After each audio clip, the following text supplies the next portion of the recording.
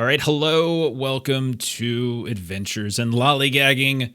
We are back to playing One Ring, continuing our Waking of Angmar campaign. We are on episode 42, very good number. Yeah, we've played like once in the last few weeks, so we were just remarking on how like, wait, what happened? This happened? Who's that? Why do we want to kill Stephen again? And then we're like, do we need a reason?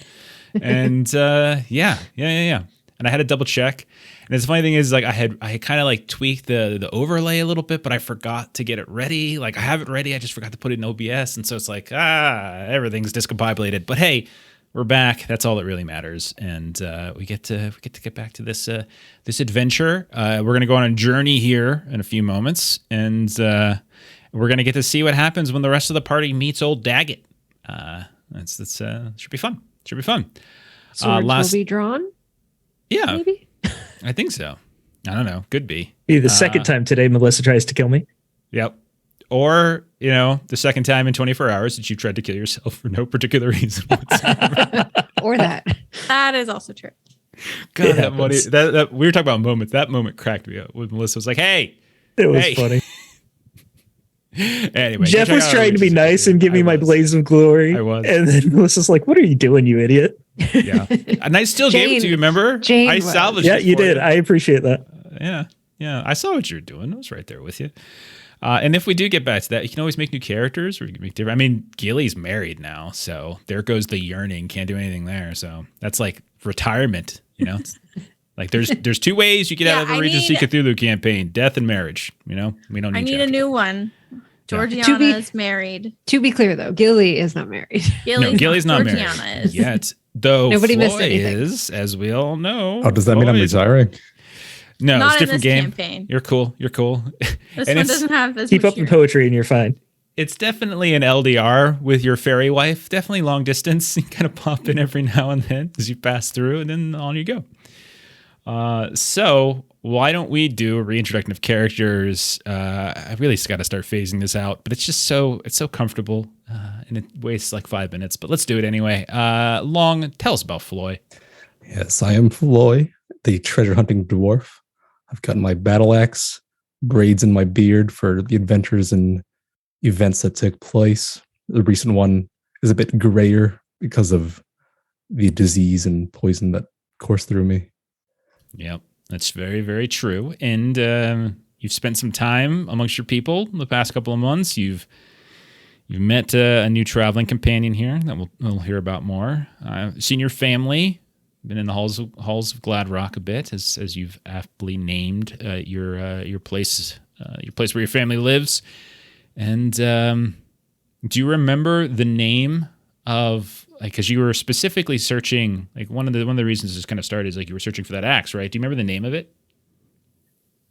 Yeah, it was. This is no, he doesn't, but he's checking his notes. That's a different thing than remembering. I don't even know if I wrote it down. It's like Cave's sword. It's Cave's axe. It's the sort of it's an axe, or like almost like a cleaver by Kobar, son of Kame. That's his name.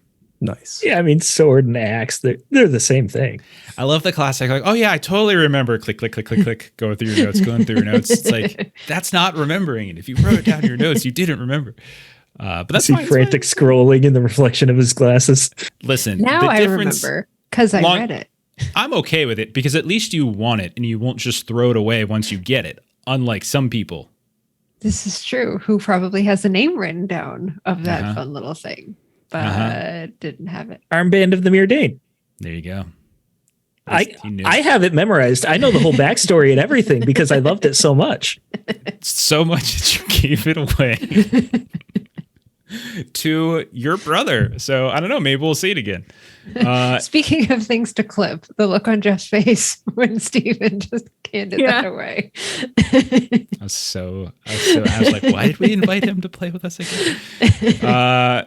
Next up, we've got Ashley. Ashley, tell us about Gilly. I'm playing Gilly. She's our Bree Hobbit. She is currently chilling out in the halls of Gladrock while we've been waiting for Floy and Daggett. She doesn't know about Daggett yet, but yeah, she's been enjoying the scenery. And yeah, that's where we're at. enjoying the scenery. You're like a desperate housewife at the side of a pool, just watching. Yeah, like, just watching her cabana boy. Yeah. Oh, it's fantastic. Yeah. I want that fan art of Gilly just chilling and like watching all the hot smoking dwarf Like men she's moving got up and her down. journal and she's like acting like she's reading, but she's like looking above it. It's And you're just holding a massive blunt too. exactly. Gilly, It's her pipe. total okay? pothead. Oh man. Next up, we've got our human ranger, the only tall person left in the party, as everybody else is shorty now. Reniel, tell us about Reniel, Melissa. This is true. Being a relatively short person in real life, it's always interesting to me when I am the tallest person because it's just not how that's supposed to go. So Iriniel has gotten more and more grumpy as we go on. She's kind of gone a little bit down her shadow path curse of vengeance. She got better at some things. And is going to be hopefully a little bit more successful at some wits related things along the way as well. We'll see. Maybe not. Well, I'm just going to take all the wits checks out now. It's just going to be all. I only went from a all 17 heart. to a 16, so it didn't really go like that low. You all get so many dice. You're fine. You get. Yeah, You know we've how got hard it 5 is of to them get you hanging all out to from fail last tests. session. Oh man, no, John, that sucks. I'm so sorry. Oh. That's a that's bummer, weird. man. That's a bummer. Well, hang out and chat. Hopefully, we can make you laugh or smile a bit. That's a bummer, man. And speaking of bummers, Steven. I'm proud of that transition. Steven, tell us about Daggett. Yes, I'm both a bum and a bummer. So the whole party started getting really angsty and sad. So Daggett is here to brighten everyone's day. Daggett is a middle-aged dwarf. He's got wild, thinning hair, an unruly beard. Definitely not the beautiful dwarf that Floy is. Much more of a commoner dwarf. His clothes are ill-repaired, well-worn, but he still carries himself well. And he's happy to be hanging out with the dwarven Lord Floy as his best friend. Okay. Oh, thank you. We just got bits for the transition. Thank you, John. That's so kind. Okay. Melissa, you have the tallies, I assume. Is that correct? Yeah, we've got 7. Do you know how many complications I have? I don't have any written down. I have 14. If you don't have it down, that's how many I got. Prove me wrong. All right. No, I think I'm sitting on 1 actually. I do have 1. On my notes, you have 1 left. Perfect. Okay.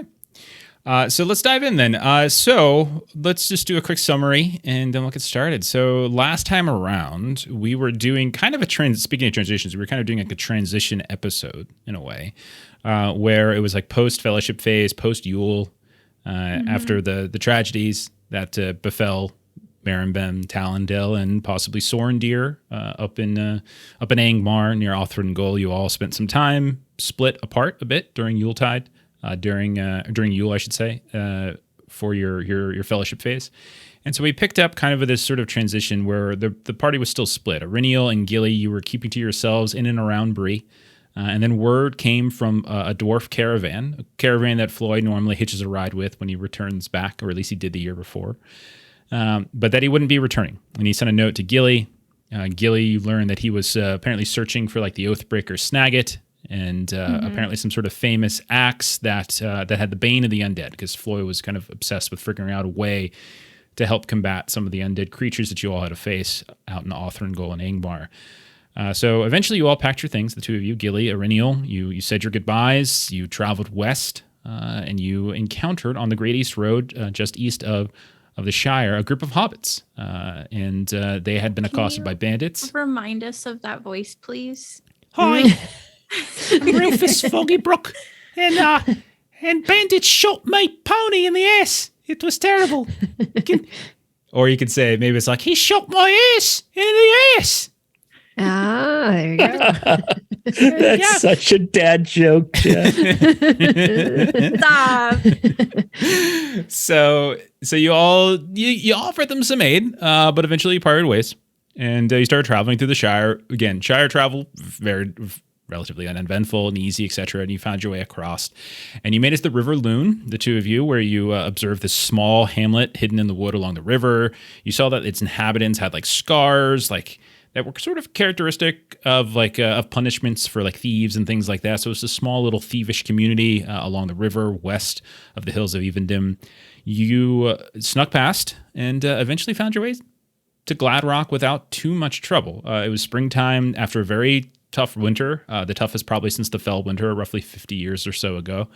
Meanwhile, Floy and Daggett, the buddy cop drama, you were searching the Blue Mountains between the halls of Gladrock and Cragstone, above and below, for Daggett's brother Snagget, who we've met before, who accosted the party when they were traveling with Balin several months prior, leaving Gladrock, heading to Harmelt, and then down towards the Forland area.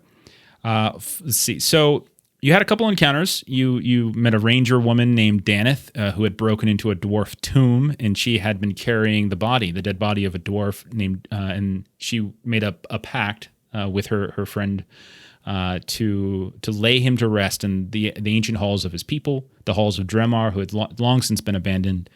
And you aided her, and in doing so, she actually gave you a lead on where Snagget might be. As about a fortnight passed, she had encountered Snagget and the Oathbreakers over by the Little Loon, that little river that runs kind of ventures off westwardly off of the major river, the Loon. And so you all kind of left as friends. You gave her a hand. And then as you were still searching around because you wanted to wait for Gilly and Ariniel, you came across an old dwarf by the name of, who gave the name Raleigh, son of Rodin, who had lost his spectacles and was trying to find his way home to his wife, Meg. And you all, because you were good young dwarves, young-ish dwarves, gave him a hand, and you took him up the mountain a ways to where it looked like part of the peak had just recently split, like some sort of strange breaking of the earth had caused entry now to this old ruin, long since abandoned or lost to time. And as you wandered through those ruins, it kind of became clear that he was not playing with a full deck. You found this underground, dark, like ichor-like lake. And as he was fixing dinner, you saw Meg, his wife, supposedly, start emerging from the water. And it was this massive aquatic centipede that, while it didn't immediately attack you, it was a massive aquatic centipede. So you all fled, and you took the place down with you. And you kind of collapsed it, leaving both Meg and Raleigh to die, or to just be by themselves. Eventually, the two of you returned to Gladrock, kind of trying to find the timing, and that's when you saw that Gilly and Ariniel had arrived. Gilly was peering out from above her journal, looking at all the hot cousins of Floy, moving about. And we will pick up there before we kind of dive into it. You do have, so we are going to do a journey here in a moment, but before we dive into that, I'll leave it open to you guys. Like, how does this reunion go, and how does the introduction of Daggett go? So I turn it to you all. What happens here? Is that who I think it is? I see Gillian reading all the distance. Oh, as she puts her book away. Hi, Floy. How was your trip? Oh, it was fine. I'm here now. I'll give her a hug. You look great. So Turn to your Reniel. You're all right. And Ariniel is definitely cooler towards you than she has been at like previous times when we've kind of broken for fellowship or whatever. And she will sort of give you a nod, say, I hope that you enjoyed your time with family. Not too much time with the family, but time with this guy here. And I'll introduce Daggett. I flash you a big grin, and I kind of take a knee in front of Gilly, I guess, so like we're eye to eye. You must be the fearsome warrior that Floyd's been telling me about so often.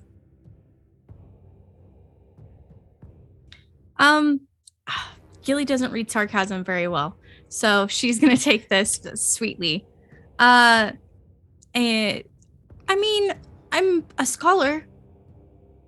Well, I've been traveling with Floyd for some time now, and whenever things get a little slow, he told me that his friends who were very fierce warriors would threaten me when they arrived. So I assume this must be you. I will. And I kind of give some side eye to Floyd. If you step out of line, and I will tell Floyd to kill you if that's necessary. Oh, and she's got some spark. I believe I was kind of voted in charge last time, but I don't know if that still applies. But we'll see if it's necessary. And she kind of like will just poke your chest and be like, "So you better behave, mister." Why is he with us? As she turns to Floyd. Yeah, long story. Put an arm around Floyd's shoulder as he's talking. Yeah, we've become best buds in the past couple of weeks. But come to. When did you get here? A few days ago, they said you guys went out, looking for Snagit. Yeah, Snagit. Yes, that's right. I can't believe he stole those toys that were supposed to go to children. That was terrible. Yes, oh, he's got a soft heart. He was going to give them away. Really? Because last I heard, when he robbed us for those toys, he had a bunch of people with him who were horribly sick and he wouldn't let me assist healing them. That's really irresponsible as a leader. I'm sure it was just a big misunderstanding. I don't. I haven't introduced myself yet. My name's Daggett. Really? What, do you guys have, like, are you related? Siblings? We do share the same mother, and also the same father. Okay. What a weird phrase. We share the same.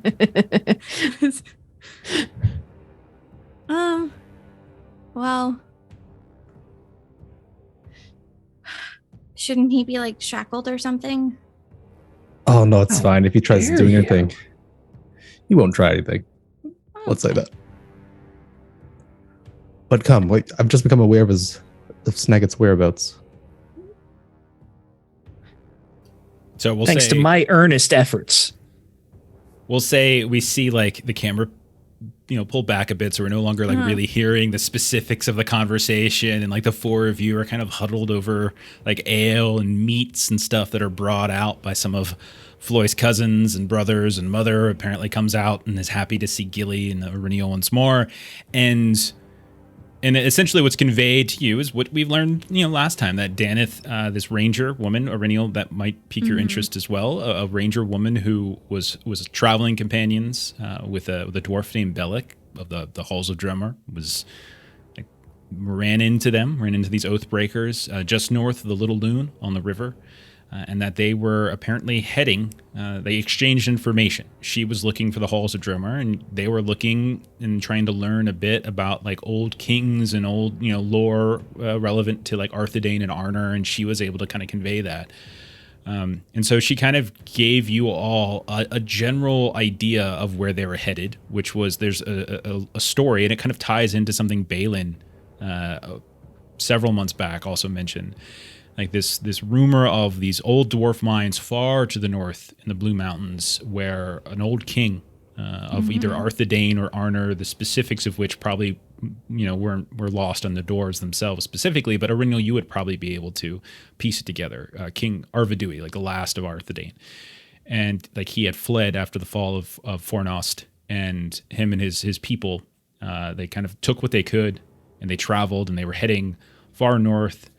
And at some point, they kind of took shelter within an old dwarf mine. And I would say the stories in terms of what happened after that are unclear. But lo and behold, there's still treasure up there in these old dwarven halls. And that's likely where they're headed. And so all of this is kind of transpiring over the course of like this meal, this malt beer, freshly cooked meat, no vegetables whatsoever. And you all kind of have a general idea of where you could go. So we're gonna kick into the journey phase. But before we do that, I'm gonna give you one last chance. Is anyone switching any useful items or something like that? Good question. Not Gilly, and I'm not up at a new wealth to be able to get a third. if you're speaking with some of the people around here, not most of the, like Flo, you've probably never gone that far north, and same with you, Daggett. Like it's really far north. Basically, you're going up to sort of near the ice bay of Forest Shell, which is like far up to the north. And while it's springtime, it's still going to be very cold up there. But compared to where you've been recently, everyone but Daggett, I should say, it won't be nearly as bad. Like you're going in springtime, end of spring, start of summer. So, but you can still expect for it to be quite cold by the time you get to the far end of the arid Louis. So just keep that in mind in case that sort of sways some of your items. Okay. Do we have a rope and hook? Or does anybody? Yeah, I've got one. I think, yeah, Gilly does. Okay. So, if there are no changes to announce, we can... Stalling a little bit on mine, because I do have to replace, because my snowshoes are broken, so I do have to replace it. So we already have a rope. You can get new snowshoes if you wanted them. You've had could. time. You could have just repaired them. Like, mechanically speaking, I can't take them away from you. It's just, I think we were, like, flavor-wise saying they were broken. Yeah. Just switching something up. All right, unless a new idea comes up, I will stick with Okay. refurbished.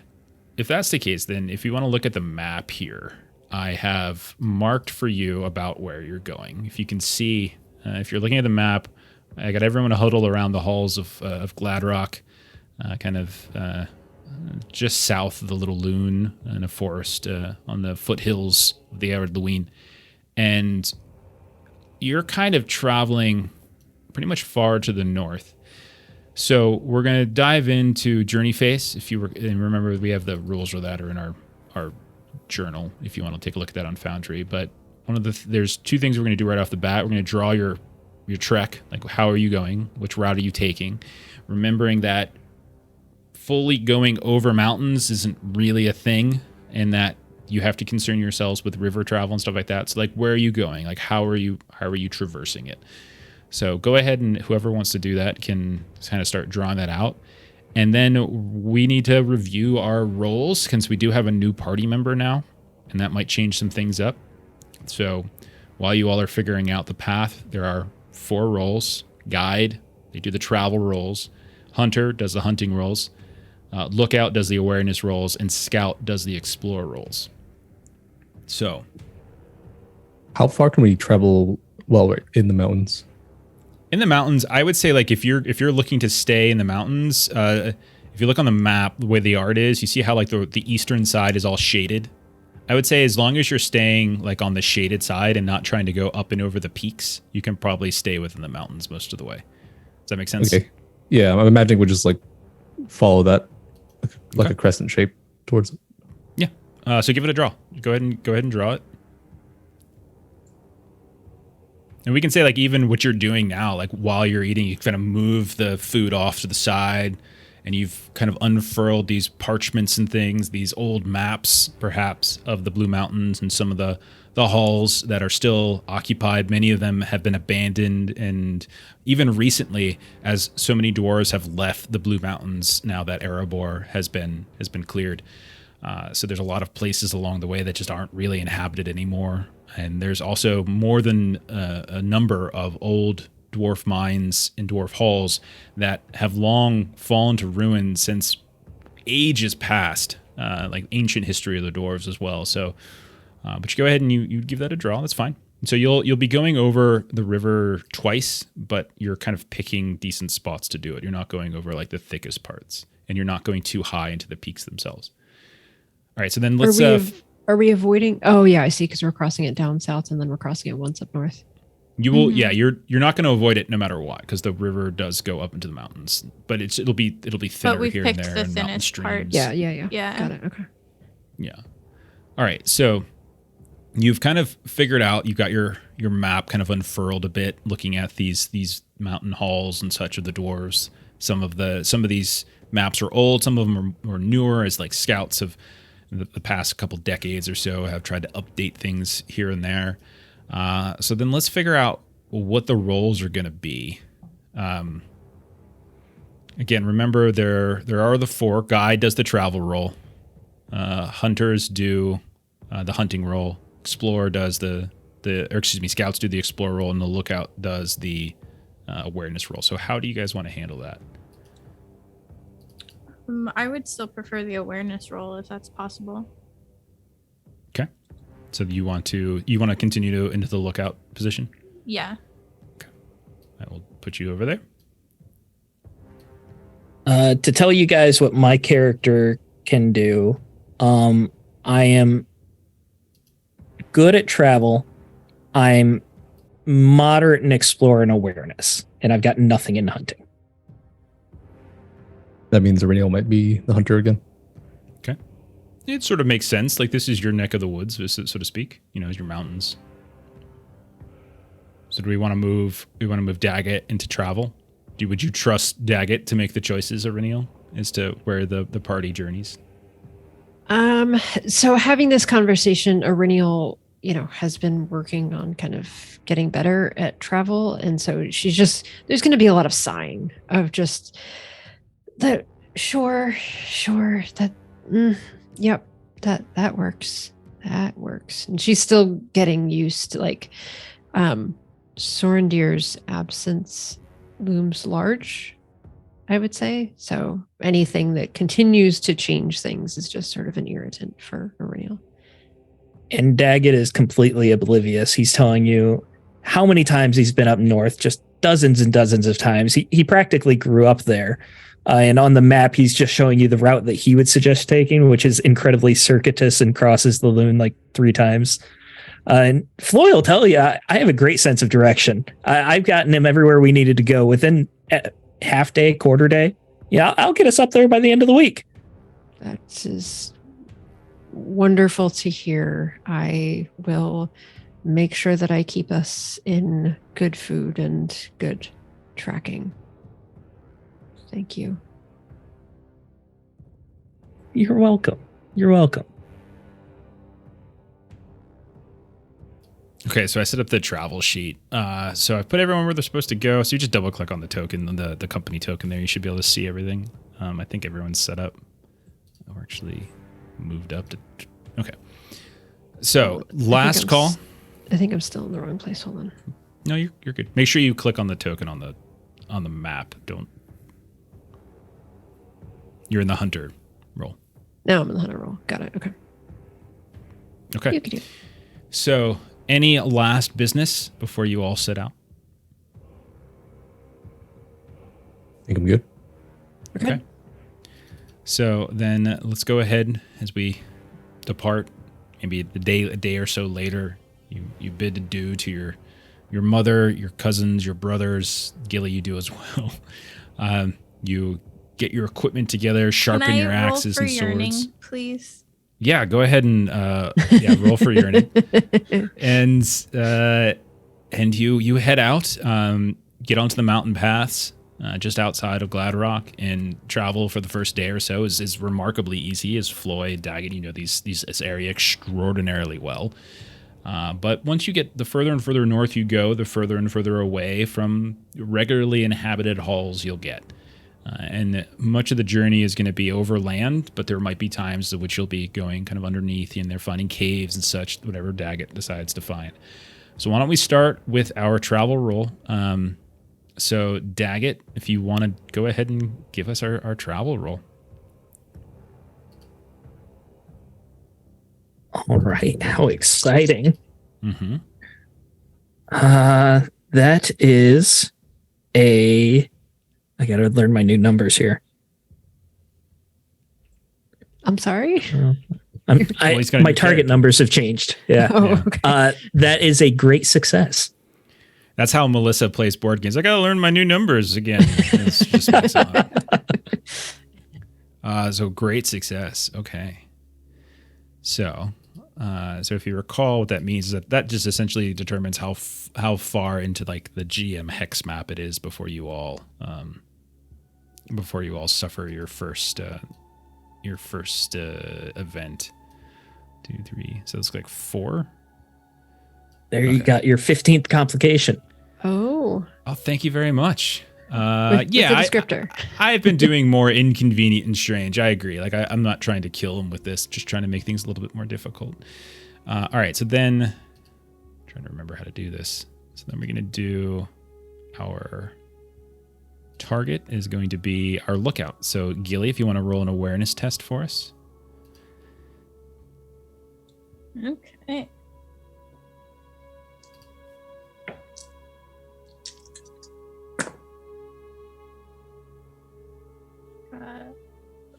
Pass, no extra successes. Okay. So everyone go ahead and take a fatigue. Wait, I'm sorry. Sorry, that's right. You guys are actually on wilderness stuff, or what's it called? There's names for it. Borderlands. What's this one called? Darklands. You guys are actually traveling across Darklands in the mountains, which means I get to roll that twice and take the worst. So yeah, you guys take 2 points of fatigue during the travel. And How much does a Renial take? Thank you for asking. He'll takes none. And you push her off. Okay. So at some point, as you're traveling, we'll say this is probably day 3 or 4 as you've moved up a little bit, and the first few days haven't been too difficult. You've sort of reached down to this sort of careful paths along the foothills and such. At a certain point, however, you come across like this series of this brook that's kind of trickling down the rocky portion, and it's not particularly wide. It's maybe 10 feet across at its greatest width, and it's not particularly deep either.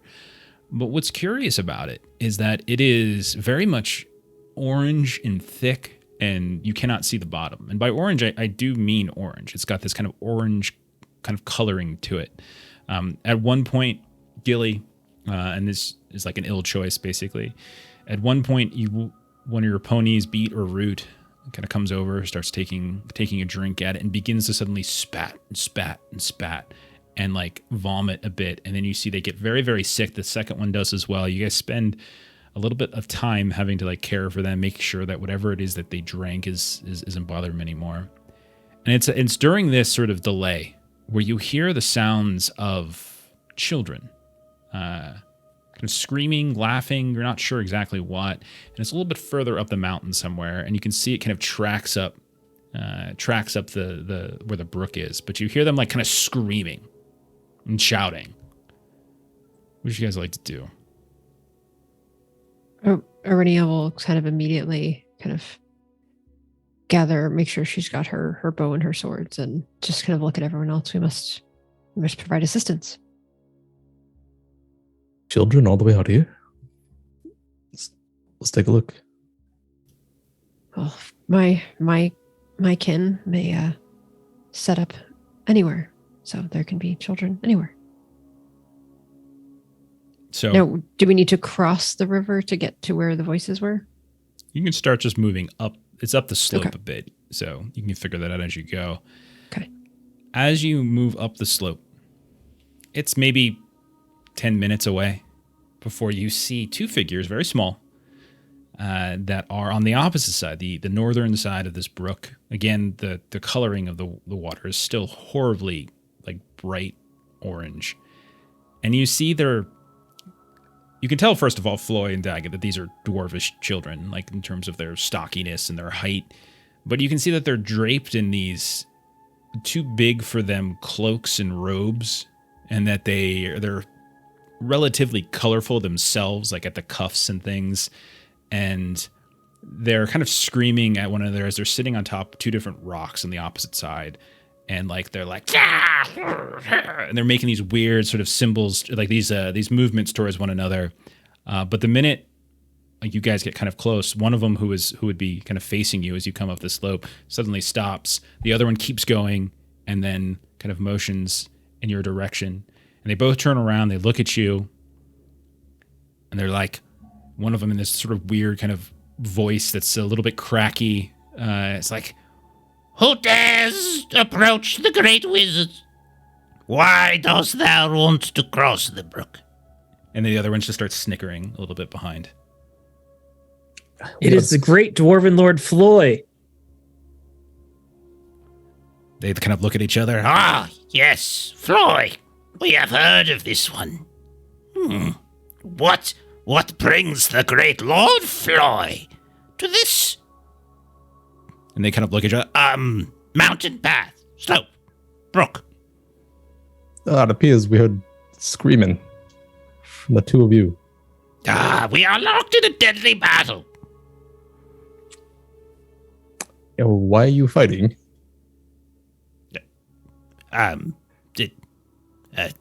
This one poisoned the stream, and I aim to clean it.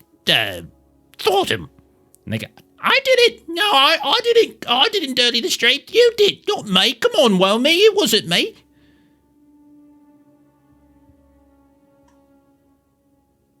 Well, you heard him. It wasn't him. Could you clear the stream? Our horses are ponies. Could have gotten sick from it. Gotten sick. Oh, I didn't do that. Gotten sick, they did. Oh, that's because a great poison has come down the mountain from the dragon who bleeds its blood into the water up above. Yes. That is quite the story. Quite the story. So what are you battling with?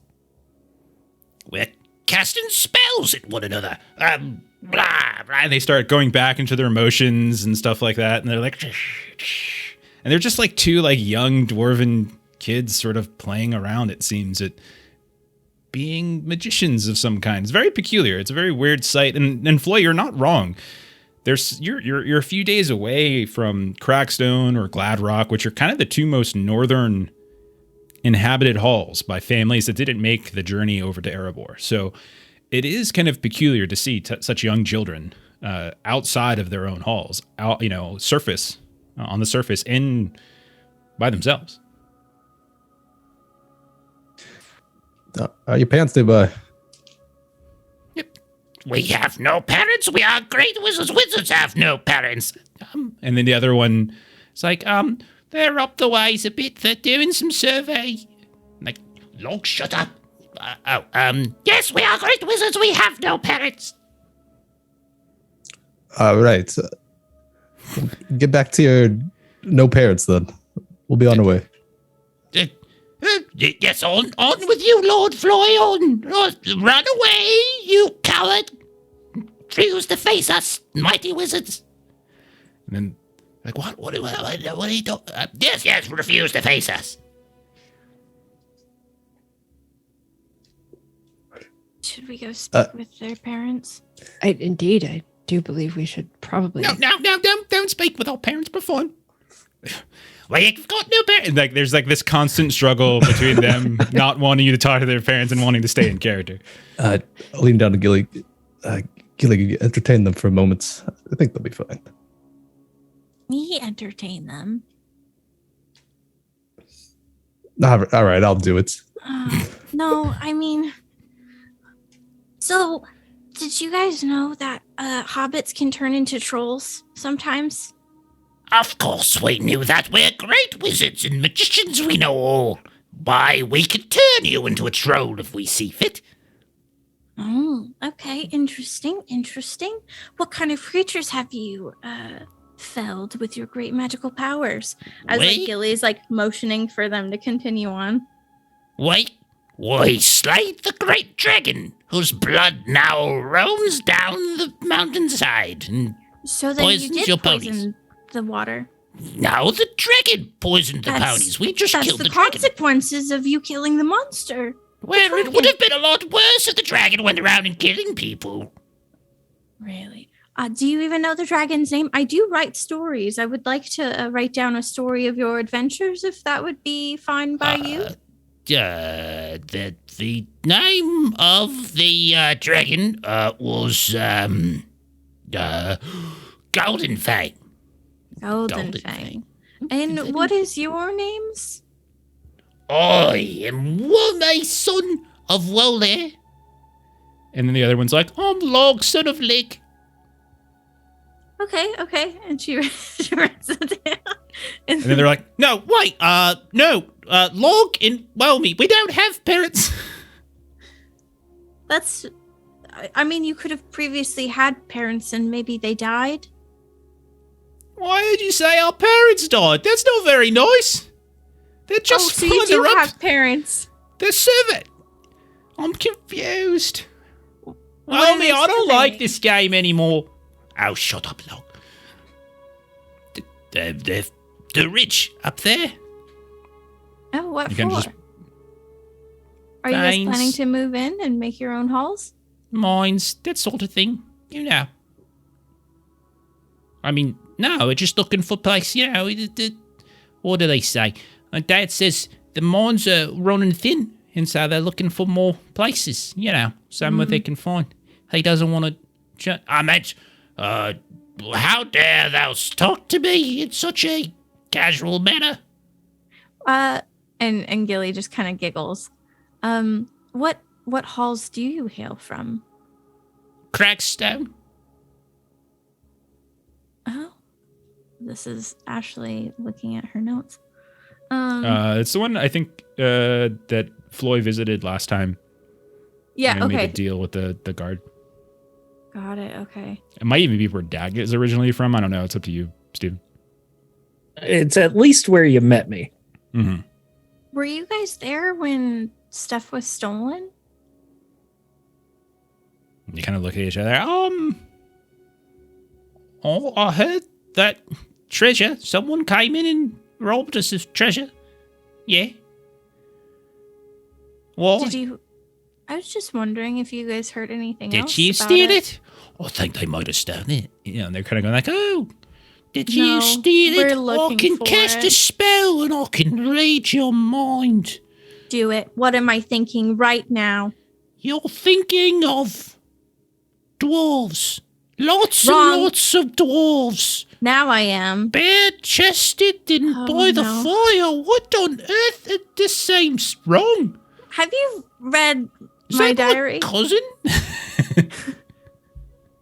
And there's Nah. like one particular dwarf man who like tends to like come to the forefront more than anyone else.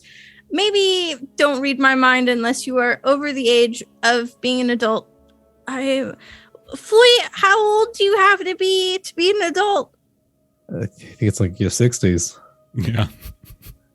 You should definitely not be reading people's minds. That's dangerous. Wait till you're 60. You told me to. And I'm a great wizard of untimely age and I was trying to think of potatoes and then I got distracted. potatoes. Yeah, they're the best.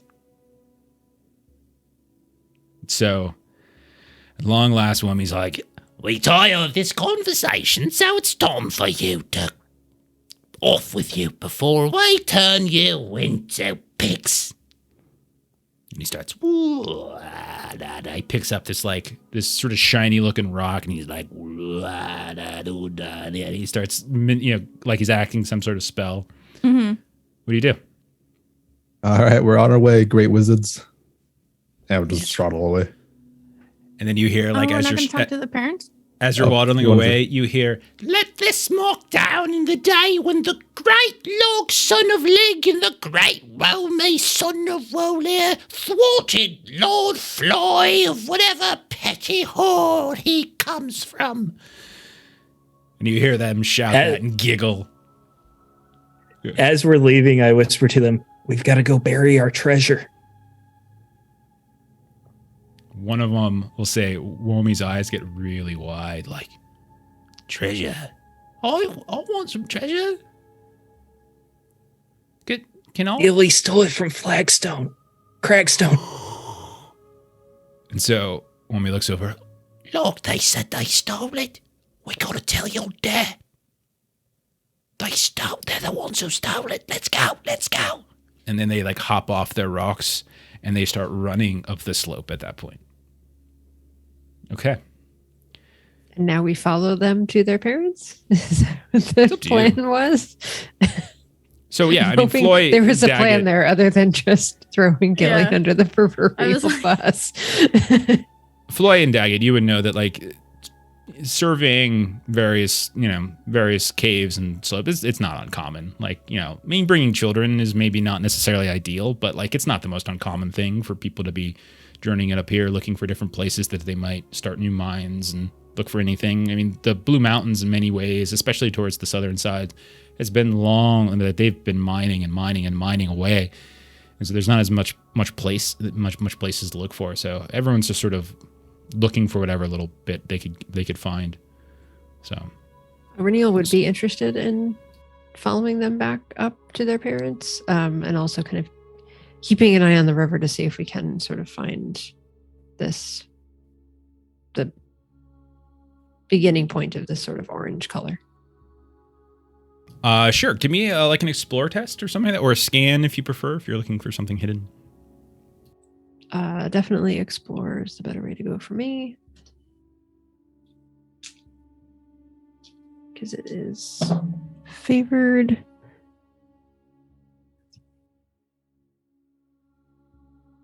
Yeah, that is a success with one extra success. So great success. You're on the south side of this brook. They were on the north side, and they ran off up into the slope, kind of west and slightly to the north. So they're no longer in sight. You follow the trek of it as it starts to wind its way up, kind of through the mountains themselves, the foothills, and you can see it kind of start to snake somewhat southwardly to the point where it almost feels like it's running parallel at a certain point to the ridge line. And that's when you come across it. And then you actually, for a moment, you might even take a step back and sort of shock, but you see this huge, it looks very much like a large dragon or lizard creature, but it's entirely made of stone. It's been carved and shaped into the rock itself. You can see scales very meticulously crafted into the stone by most likely dwarven stoneworkers. You can see what looks like an incomplete mouth, head of the dragon, as if someone hadn't quite finished whatever freeze that they're doing. And the thing has got to be at least 15 feet, 20 feet long. You see a tail begin to sort of snake out, but it kind of eventually merges with some rough stone at a certain point. And you see, curiously, right in kind of the belly or upper chest, you see there's this huge crack in the stone, as if that suffered some terrible, sort of horrible trauma to it. And there, kind of peeling out of it, you see water, but it is, as you can tell, orange. And you also notice that the stone of the belly itself, where the scales are, has got this kind of orange, yellowish, almost rust colored to it as well. And it does seem to be pouring out of this belly and kind of creating this little brook moving down the slope. So Ernie will kind of go back to everyone. Floyd, Gilly, Daggett. The children were playing make-believe, but they were actually truth-telling. And so she'll show. Oh yeah, I've been here 100 times. Everyone knows this place. It's very common. Lord Floyd, you've been here too, haven't you? Been in the area. I haven't seen this. And I'll take a closer look if something of how large scale this is, if it's sort of patchable at all. Roll a scan test. So you either have to climb atop it and kind of look down, kind of lean over the edge and look down at the underbelly, or you have to trudge into the water itself. Either way is fine. As long as you're not drinking it, you're okay. Great success. So when you peer, say you're hanging over the side looking through this huge crack in the belly, and you can see that the water itself kind of goes deeper into the mountain at a certain point. You can see it just funneling in, but you do notice that much you can tell right here there's all sorts of these different sort of lines, striations, veins, and there's some kind of metal, whether it's a copper type or something. And you think that is likely what's causing the discoloration of the water as it kind of pours out, as it almost seems like it's filtering through this structure or this carving. In terms of repairing it, not really. You would probably need like plaster or something and to replace the hole, because it looks like whatever the crack came from, the hole, it just kind of flopped down into the water itself. And you look down at the water and you can even see there's chunks of stone in there that likely at one point were part of the puzzle piece here. You do notice, though, that there is something shiny, the belly is very much hollow, and you kind of maneuver your arm around inside and you kind of pull out this sort of gleaming, beautiful, colored ore that you would probably peg as some kind of coppery ore. Put down treasure 2 for yourself. It's a big, gleaming chunk, and it would. Look how happy he is. Don't mind if I do.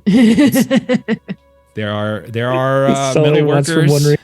There are metal workers. Hey, that's great. He's a treasure hunter. It's right there on his thing. No, I love it. I love it. So treasure 2. Is removing that going to solve this problem, though? I mean, this poisoned water was ill for our ponies. I don't know if it'll solve the greater problem, but it's solving mine for now.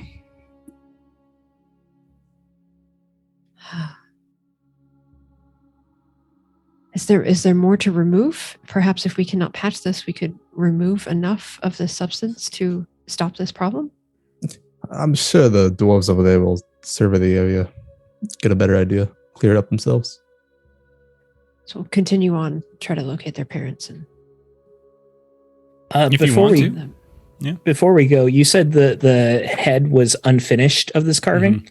Yeah, you can see like the Like- start of the eyes and down to the snout, but it doesn't fully extend out to the mouth. Okay, never mind then.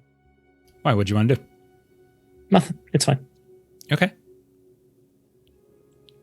are we going to continue? It's just the danger to the wildlife here. We should try to do something.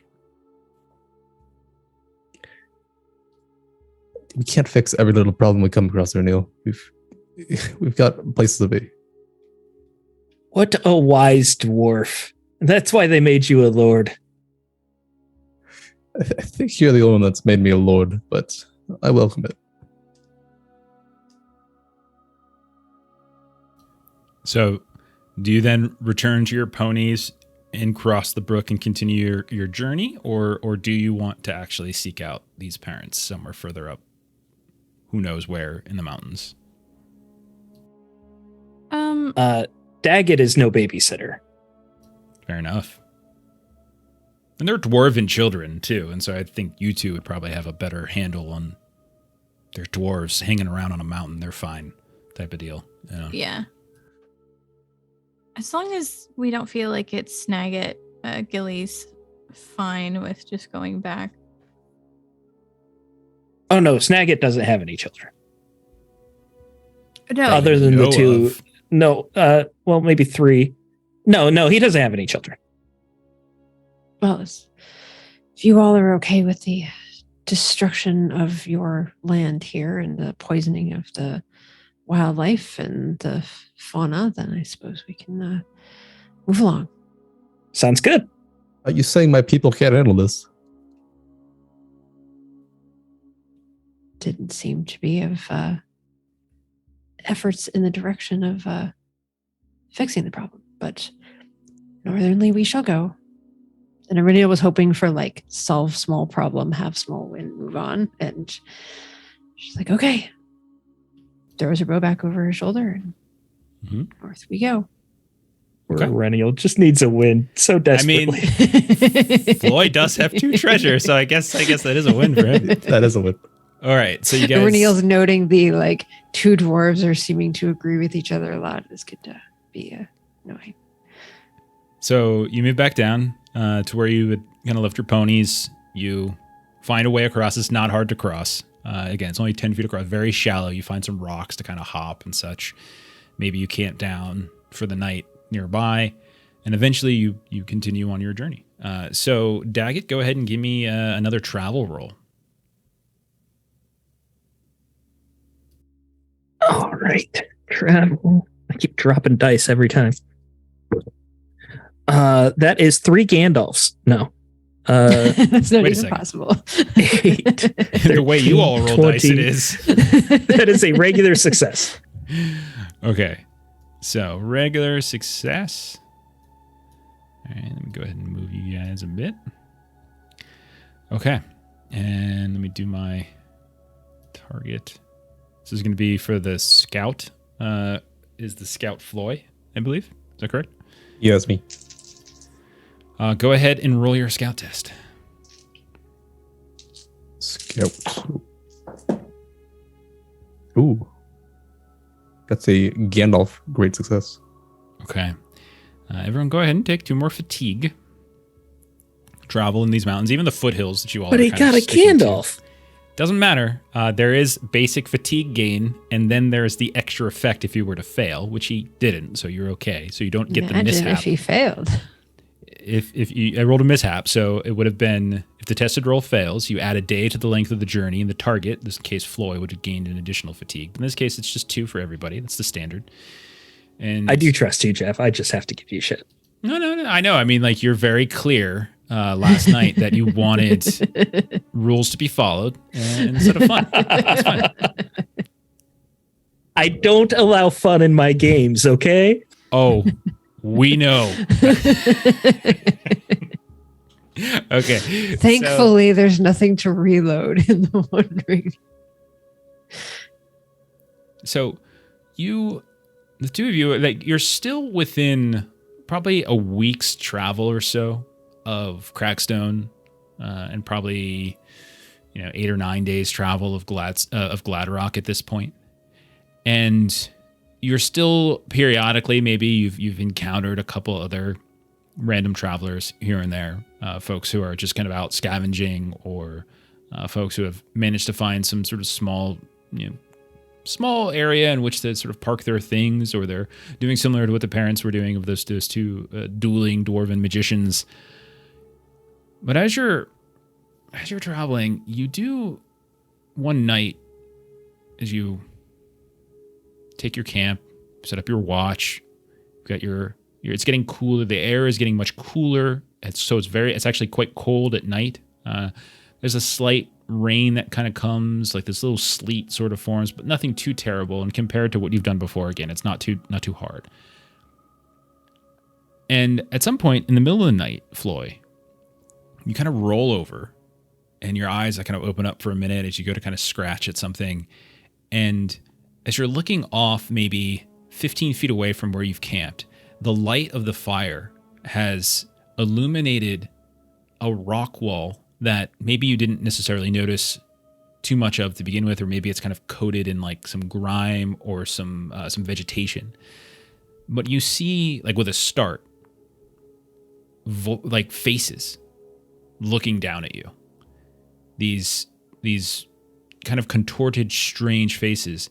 Except what's very odd about it is that it lacks the kind of usual dwarven stoicness. And they are dwarven faces. It doesn't have that kind of angular, the kind of angular cheekbones and sides of the eyes and stuff, where everything kind of looks very stark but well crafted. Instead, it's almost sort of foolish in some regard. Like the faces look like dumbfounded. They look bizarre, uncanny valley feeling to them in a way that kind of probably rests on your shoulders a little bit unsettling. Maybe you even wipe your eyes for a bit thinking you're dreaming. But when you look again, there's these 3 faces looking down at you, and they all have this very unsettling, peculiar, foolish visage on them. And they're staring down at you while you try to sleep. Yeah, being a bit bothered by it. I'll take a closer look, see what would even make this kind of thing. So you venture up. Does anybody else come along with him? You're welcome to say you woke up and look, or you can just let him do it. It's up to you guys. Yeah, I wouldn't let a dwarf venture out alone. Okay. Of course. All right, so Daggett, you eventually kind of scramble after Floy. Arinial, you wake up moments later. You see that the 2 dwarves have wandered off, and so you kind of venture. And they're not that far away. You find them, again, 15, 20 feet away or so. And the 2 of them are standing at the base of this relatively flat rock face, and you can see carved into it are these very distorted, bizarre looking visages of like dwarves of old, but almost in like this sort of mocking, sort of distorted sense. It's bizarre and unsettling and strange in a way that just doesn't seem to align Floy and Daggett with like the usual types of architecture and craft you see. I want the two of you to actually, just the dwarves. Both of you go ahead and roll a shadow test here. Shadow test is valor. For dread. So it'd be valor. So roll a valor test. So D12 plus the number of D6s equal to your valor score. D12. I failed. I failed with the Sauron. Okay. With a sour? Okay. Thank you for letting me know. Keep track of that. Okay. So I'll say both of you go ahead and take a point of shadow. Not so much because necessarily there's anything affecting you, but it's just like, who would do such strange, like, desecration? Except it's not so much desecration as it is somebody did this from the kind of ground up. And it's a ways away, and it's kind of looking out down the slope into the valley to the east. And there's these, this is something about it is quite peculiar. The three of you, and Gilly, if you're there, you can roll it as well. If you want to look around, you can roll a scan or an explore if you'd like.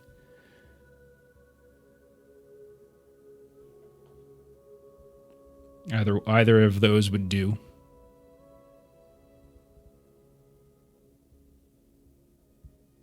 It's a pass on an explore. Okay. Anybody else? Great success on a scan. Okay. So we'll do this back to back as Gilly, you kind of come up maybe a few minutes after they've been kind of staring at it, looking at it. The faces aren't so much the point where you would be able to recognize exactly who they are, but I would say the reason, Floy and Daggett, that it starts to kind of sink into you as something bizarre, it almost looks as it's the faces of like the grandfathers of dwarves, like at least three of them. You don't see like, it's not necessarily like Durin's face, for instance, but it's like something of great special lore to dwarves, right? And it's shaped in such a way as almost to like kind of mock them, and that may be tearing away at you. Aurenial, as you're looking around, you notice not too far away there is this obscured cave with a couple bits of kind of vegetation that you notice has been like almost flapped over top of it, like it's a screen, like someone has intentionally obscured the entrance to a small little cave with this stitched together piece of vegetation. And when you go inside, you notice that it appears as though someone was staying here. No one seems to be here now, but you see a kind of hardened mat for sleeping on top of a relatively flat stone. And Gilly, you notice that kind of tucked into this small cubby, there is a large kind of toolbox filled with masonry tools. That's your scan test. And you're able to kind of, with your small height, not very much light, you're able to kind of pull them out, and you see these very ornate, very well used tools for that any kind of high quality artistic mason might use. Yeah, she'll take those and put them on route in the pack. Do we think someone's using those?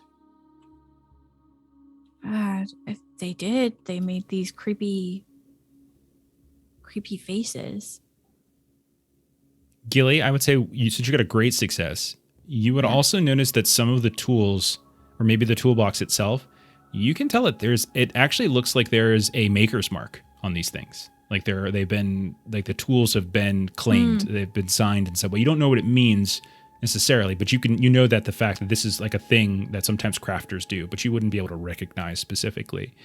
If you gave it to the dwarves, I would let the dwarves roll a lore test if they wanted. But yeah, she'll show it to him. Okay. Well, you go ahead. I wouldn't really know much about maker's marks. Daggett, you should roll actually, because you have spent time. You should. I'm saying my lore sucks, Jeff. You should still roll. It's okay. Can I substitute craft or no? Yeah, I'll take craft. That's fine. Oh well, craft. That's a different story. No, only Floy, because you were a dick about it. Nice. I'm just kidding. Go ahead, buddy. What are you? A great success. Okay. I went from failure to 3 successes.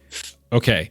Both of you would be able to piece it together as you kind of dust away some of like the caked up earth that has kind of gone on top of these. You can tell, I would say both of you can tell these haven't been used likely in some time. They're not so old as they're falling apart. Like they are modern tools and they likely have seen use sometime within your lifetimes. So it's not like these have been sitting here for hundreds of years, but you can just tell that with the way some of like the stone has kind of nestled, the dust has nestled in certain places, and just like the sheer dust in this area, that this likely hasn't been touched. Maybe it's somebody was working on this before winter and then kind of tucked them away here. But you two would recognize the mark of a dwarf stone carver by the name of Bosdruk, who lived or lives, you're not sure exactly, within Cragstone Hall. And I would say with your extra successes, you would know, especially you, Daggett, that he is a troublemaker of sorts. He is definitely a ne'er-do-well, and he is somebody who has operated with a bit of disdain for like kind of the ruling classes in the people of Cragstone and Gladrock and stuff. So the type of dwarf who might be able to help a good dwarf named Snagit break into a treasury vault. Certainly possibility. I do not share that though. And instead, I will lie down on the sleeping mat to try and compare the height of whoever slept there to my own. You are slightly taller than them, but not so much that your feet drop off the end. Nope, not Snagit. We better keep going. And I would say that, Gilly, with your scan, you were able to search the room. It's very stark. There's not a whole lot here. You don't see like clothing other than maybe like a work apron hanging on a little nook in the wall. But there's no signs that anyone's been here. There's no collections of food or anything. No one's been here, you can tell, for some time. Like at least a couple weeks or months, you would say. Okay. You said the carvings were way out. How far would you say? So you're about, like I was saying, you're roughly in the neighborhood of like maybe a week or so from Cragstone, a day or more than that from Gladrock. It's about a day and a half travel, I think we said, between Gladrock and Cragstone. Gladrock's a little further south than Cragstone. So you're looking at like about a week.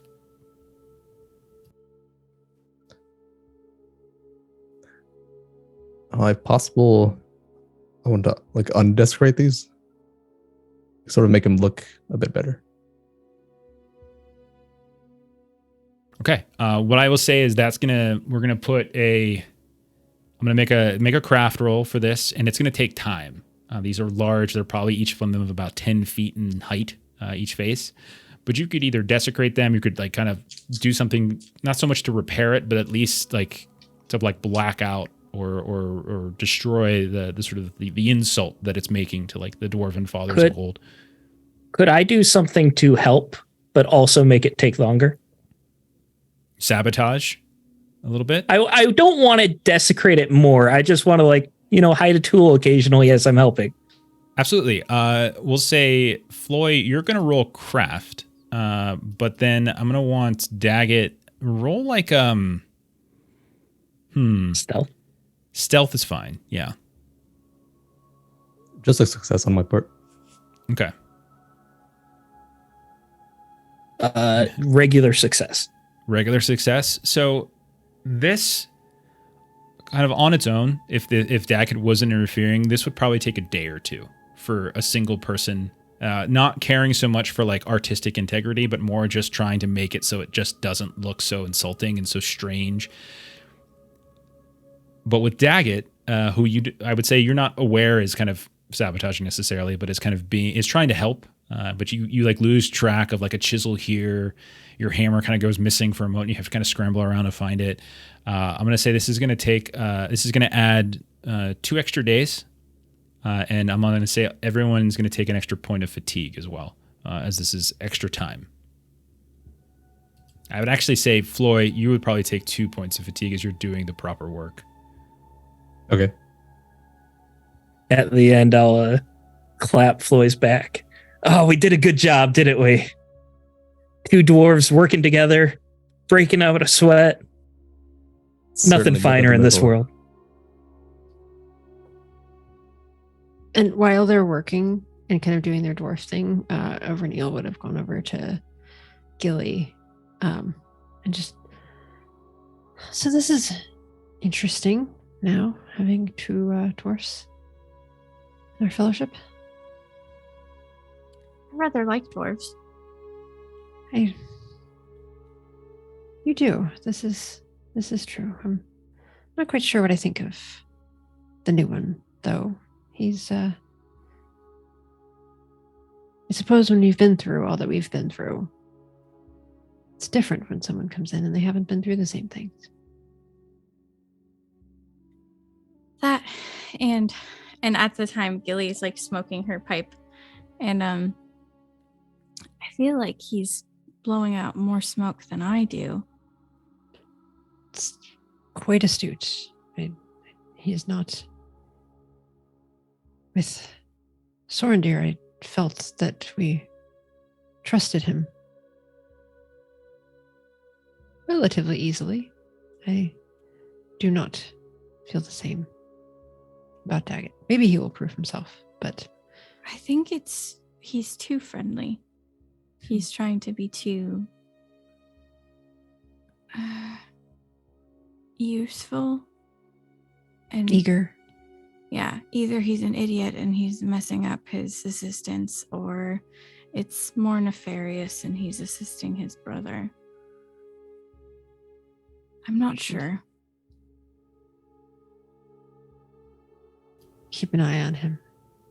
So you hear the tink, tink, tinking of Floy and Daggett, and it's dark. You can see that, Gilly, maybe they borrowed your lantern and they have it kind of set up and they're working second night, okay? Mm-hmm. The two of you are talking by the fire, eating whatever, smoking.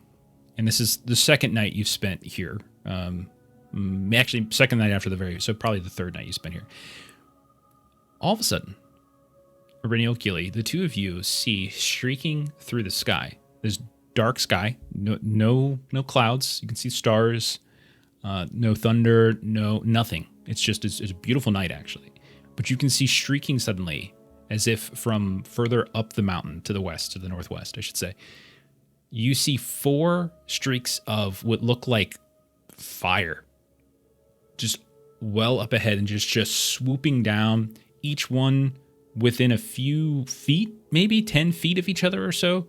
And it's just like this, not perfectly parallel, but close to it. Like some sort of, almost like a formation, but it's a little bit off. But you can see them just streaking overhead. You hear a very slight sound of as they pass over. And then you can see maybe about 100 to 200 yards further down the foothills, you see they slam into the earth. Oh, what it was. We should see what that is. I agree with you.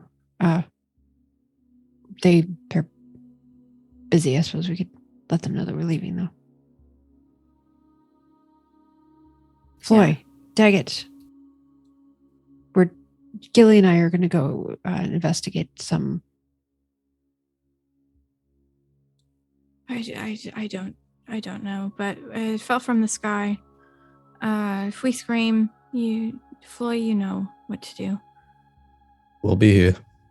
Sounds like fun. Enjoy yourselves. If we're in danger, Jeff. We're in danger. I like how you know what to do. We'll be here. We hear you scream, we'll stay right where we're at.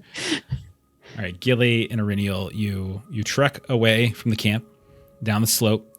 It's not hard to find, as you can see as you get closer. Again, it's about 200 yards away or so, maybe give or take. But it's rough terrain, and you're going down a foothill slope, so it's not the easiest of travel, but it's quick. It's relatively quick. And when you get close, you can see there's little flickers of flame. There's a sense of smoke here and there, but it's not like some huge crater or anything like that. You just see these small little sources of fire kind of dotted about within maybe a radius of about 10 or 15 feet. You don't see like any disruption in the earth or anything like that, but you do see the fire on the ground. We'll scan if you like. If you're looking around. both of you can do it, or one can assist the other. Either way is fine.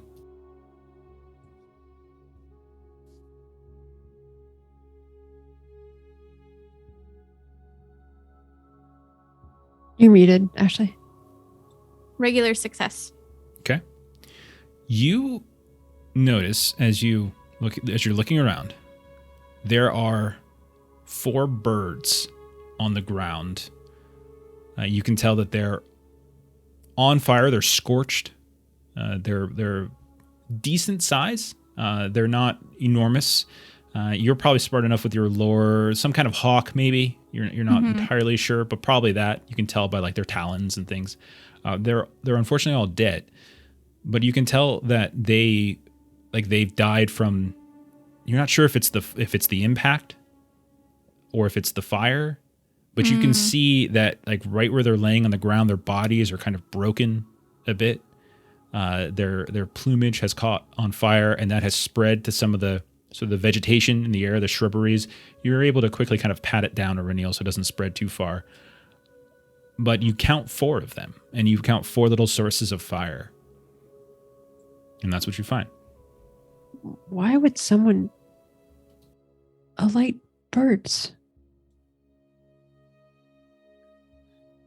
I don't know. It could be a warning of some kind. You think someone knows we're here? We do have Daggett amongst us. I wonder if we could. And Aureliel, I'm not sure if this will work exactly, but Aureliel will sort of take out her bow, and she's sort of doing geometry in her head a little bit of sort of like if she were to loose a bow, kind of what arc would the bow take, and see if she can try to get some sense of like where these might have been loosed from. That's interesting.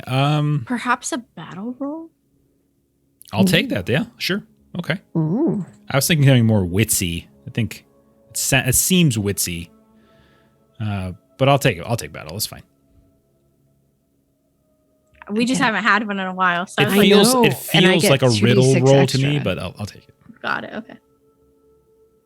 You say it feels riddly? Well, because because you're doing You're it. just kind of It's like, more wits. yeah. Yeah, you can take it. Yeah, it feels like a because you even said you're doing geometry in your head. That sounds like a wits thing as opposed to a battle strength thing. But that's fine. Go ahead and roll it. Yeah. Well, in battle is under heart too, so it's kind of a different. But if it's specifically like you're using your knowledge of using a bow in battle, I'll take it. That's fine. Okay. Well, thank you for that, because I get an extra 2 because of my helm. So I'm rolling favored and 46s. So that is just 1 success. Okay, it's hard to say because they came down less like they were kind of sloping down the mountain at least 20 feet over your head when they swooped over top of the camp. But you're able to kind of, based upon where you initially saw them and where they kind of came down eventually, you can sort of figure out something of an arc. It's so hard to say because they're birds and they have agency in terms of when they're swooping through the sky. It's not just a ball that's thrown or an arrow that's shot, so it's not the same thing. But if they were on kind of a direct path and they didn't swerve or change, they probably started well up the slope, at least a mile, maybe more. I think, Gilly, I think may be able to locate where I think they came from. We want to grab the dwarves and investigate. Yeah. Before that, is Gilly have they cooled enough where Gilly could possibly look and see if anything was like stuffed in their mouths or? Oh yeah, that's fine. Yeah, you can easily do that.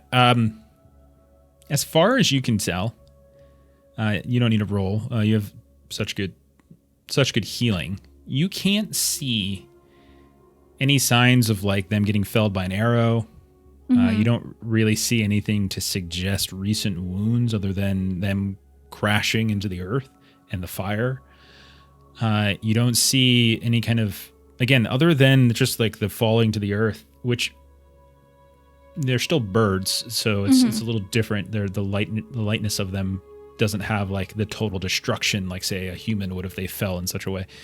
So you don't see any like mangling to suggest that they were attacked or harmed other than being lit afire and crashing into the earth. Got it. Okay. I don't see any wounds like a person did this to them. I wonder if they just came across an open source of flame. 4 of them. I could see one. One could certainly do that on accident, but it would surprise me if 4 all. It felt does the worry same. me. There's 4 of us and 4 of these birds. Oh, I hadn't thought of that. And Gilly is gonna pluck a couple of the less burned feathers, just as like in case she runs into other birds to try and like identify. Okay. Yeah, we'll say you're able to get a couple that haven't been completely scorched. Let's head back at least. Okay. Okay. So, yeah, Crippler. Do the birds smell good? Gotta have dinner tonight. Okay, you return, and then we'll say all that maybe took, half an hour, 45 minutes. You come back, Floyd, Daggett's still working. And if there's nothing else you all are looking to do tonight, you can easily turn in and we can return to our journey if that's okay with everyone. But if there's something else you wanted to explore or do, we can do that as well. Go with going. Okay. Do we want Yeah, to? I'm good. Sorry, what? Do we want to try to investigate where we think they came from? Yeah.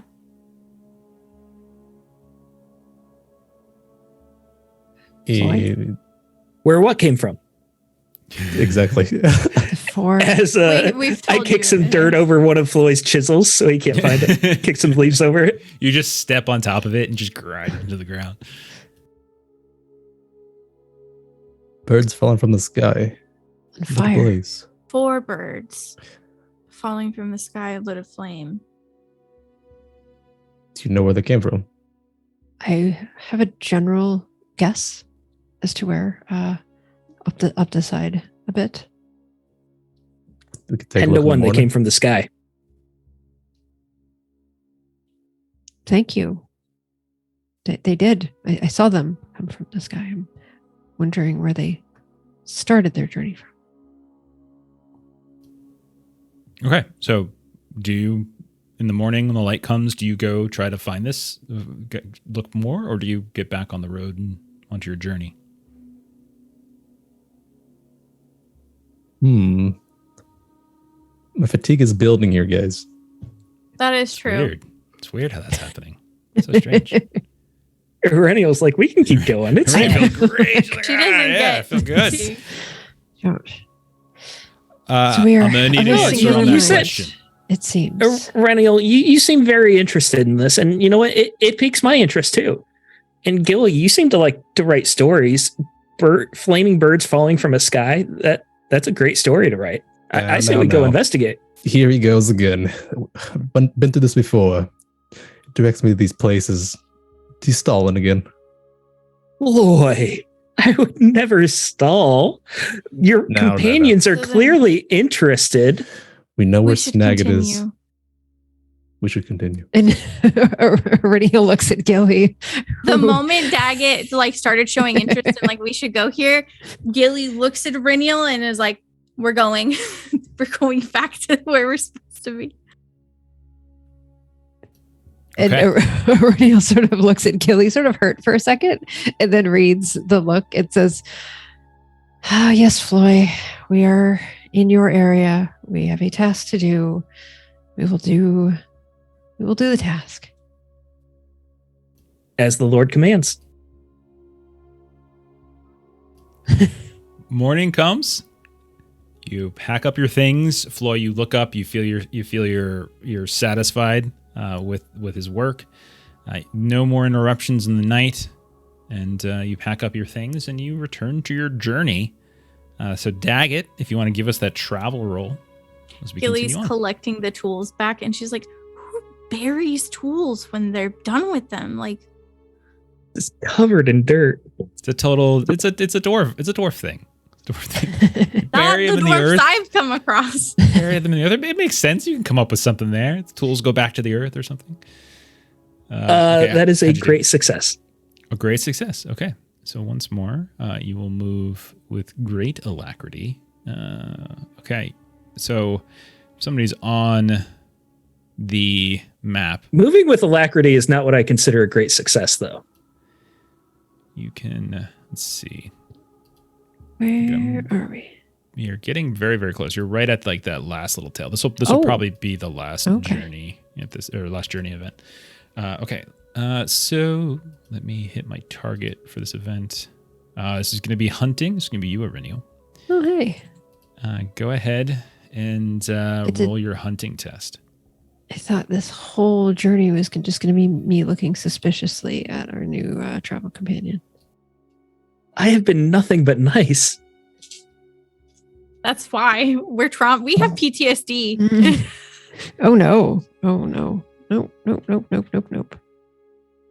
That is not a success. That is an 8 under 13.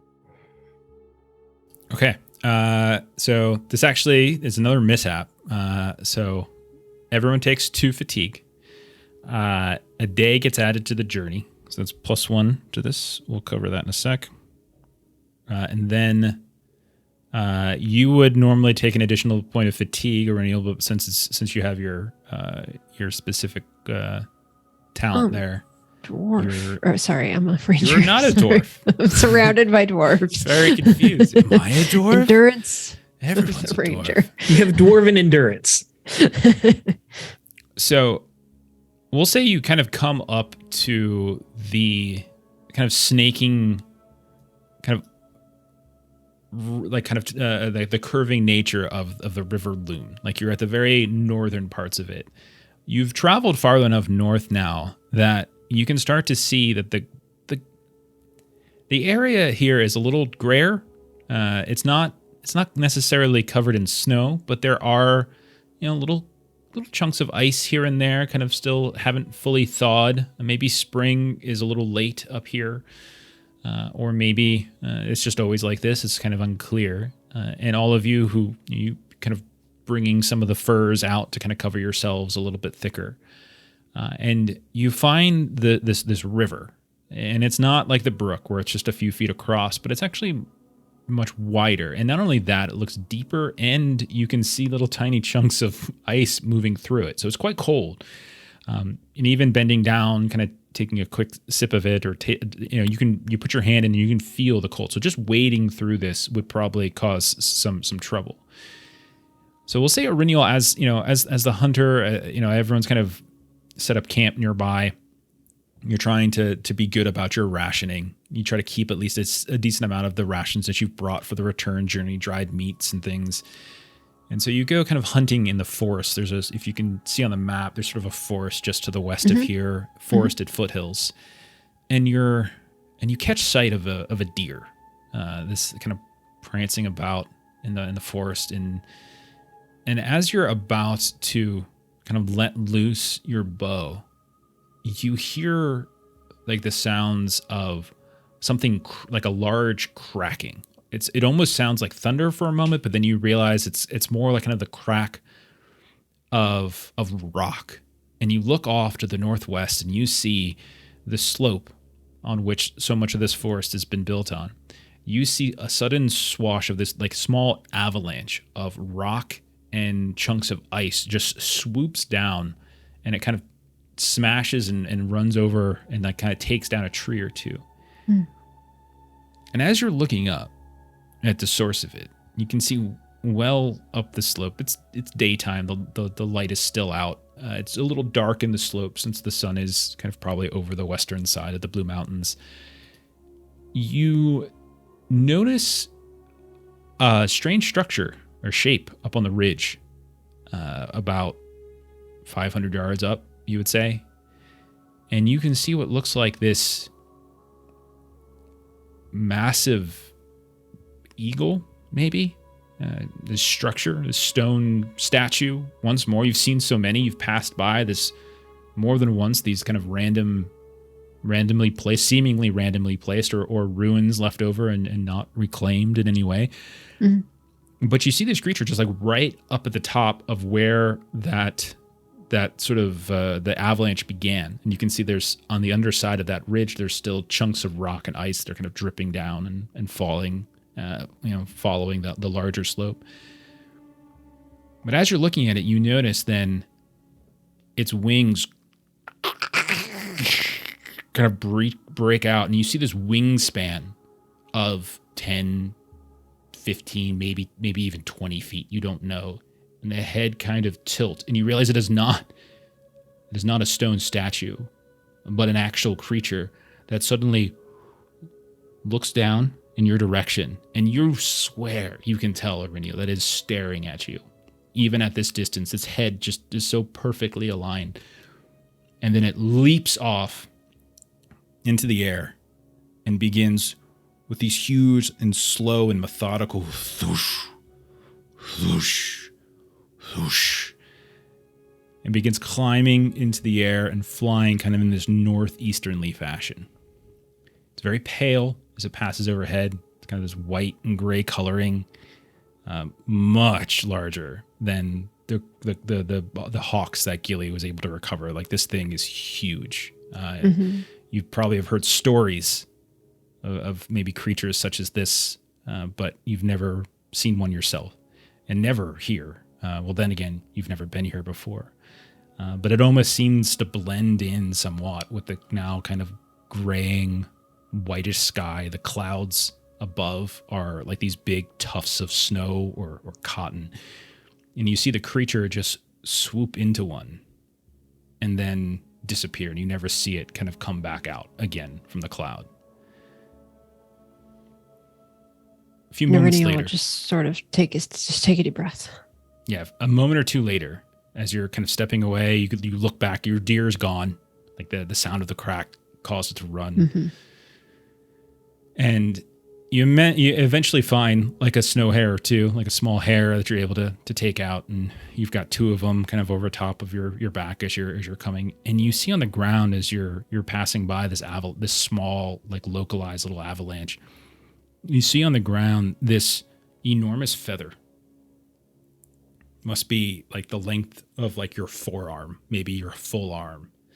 And it's got that kind of grayish white coloring on the ground. And there's something about it. Like, you can see there's like a pickling to it. Like, the coloring is sort of strange. Mm-hmm. And like there's a discoloration. But it's laying there on the ground, kind of in the path that it swooped away. And you're able to kind of pluck it out of the ground if you wanted. Definitely. And, return to the group. And Iriniel will kind of drop the hares toward the dwarves and kind of motion to Gilly. Yes. Okay.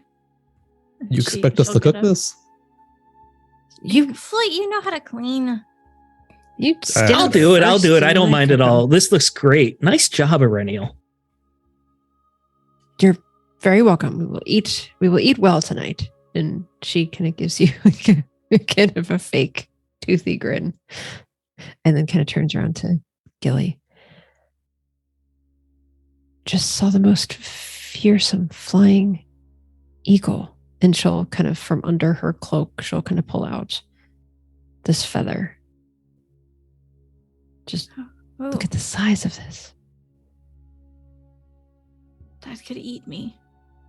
I thought it was a carving or a statue up the mountain, and I should we have a rope tied between you and me at all times? Because if something snacks me, I don't.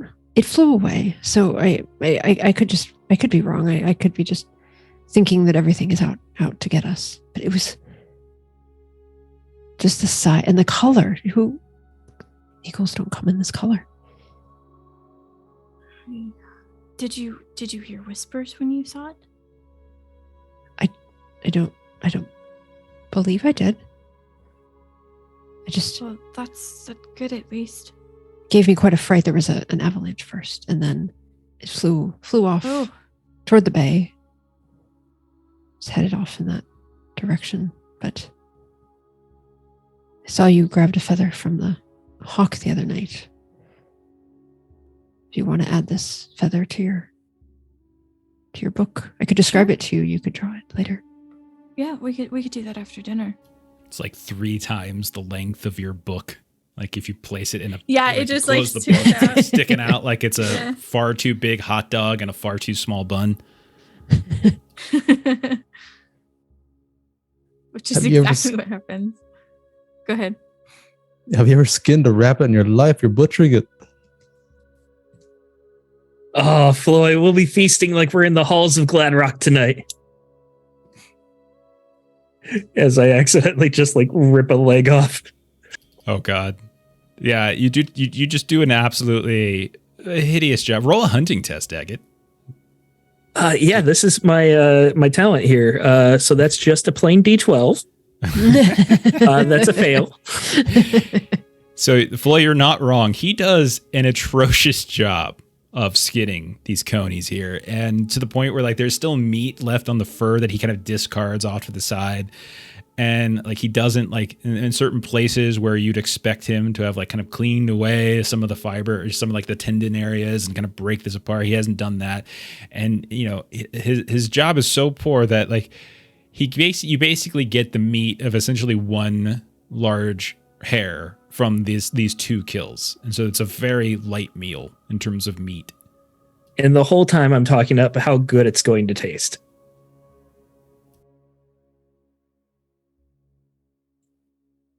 And as we're eating dinner, it's just a very quiet affair, except for presumably Daggett. Like the rest of us. Oh, this is so good. I've never eaten so well. And Aurelial being the one that like that is sort of looking at what's in as she's sort of scooping into the stew and just sort of like looking at the two of you, and like the math just doesn't quite work out with what she killed and what is there for the eating. This is a stew. Yes, and thank you, Aurelial, for providing us this feast. Daggett, where do you hail from? The Blue Mountains. Which halls? The blue ones. The Blue Mountains. Because Snagit did mention that you, at least he was from Gladrock. Oh yeah, we're from all over.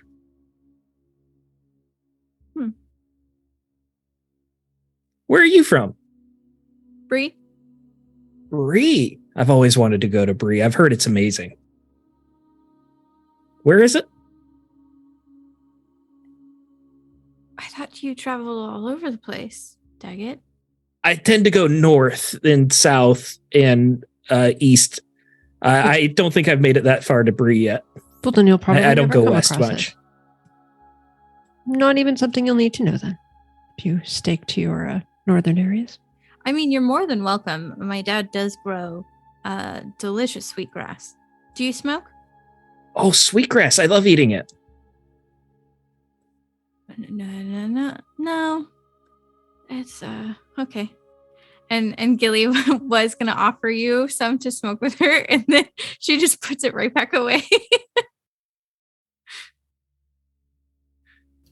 Okay, so the meager dinner, probably there's some stomach grumbling deep into the night, but you're not Especially interrupted. Gilly's. Yeah, there's plenty of broth. Okay. Plenty of broth, and there's other things in the area. It is springtime, and although it is cold and a little rockier and it's not desolate necessarily, but you can tell that there's a filter to the ground and to the sites. Everything's a little grayer, but you can still see trees. You can still see animals moving about. There's, there's even a few bushes and berries and things that you're able to get and kind of supplement your food. Morning comes, and you're able to cross over this sort of narrow tail end. I would say you're able to either kind of find a tree or two nearby and kind of forge a sort of small raft that kind of get you across, or you can go up the mountain and find a more narrow route. Either way, you're close enough to the end of the travel phase here, to your destination, that you don't have to worry about another test. And so we can say that you have you've effectively reached your journey. So let's go ahead and end the journey and figure out your fatigue, and then we'll continue on after that. So really quickly, I think 2 of you have mounts, right? Yeah. Are you using them as mounts, like you're riding them periodically? Yeah. Okay, so go ahead and subtract their vigor from your current fatigue. All right. I have 2 vigor on my pony. Okay, so subtract that from the fatigue you took along the way. Your travel fatigue. Same thing for you, Gilly. Yeah, I believe mine is just 1 vigor. Yeah, one of you had a worse one than the other. Yeah, that sounds right. Okay, so the next, everybody makes a travel test.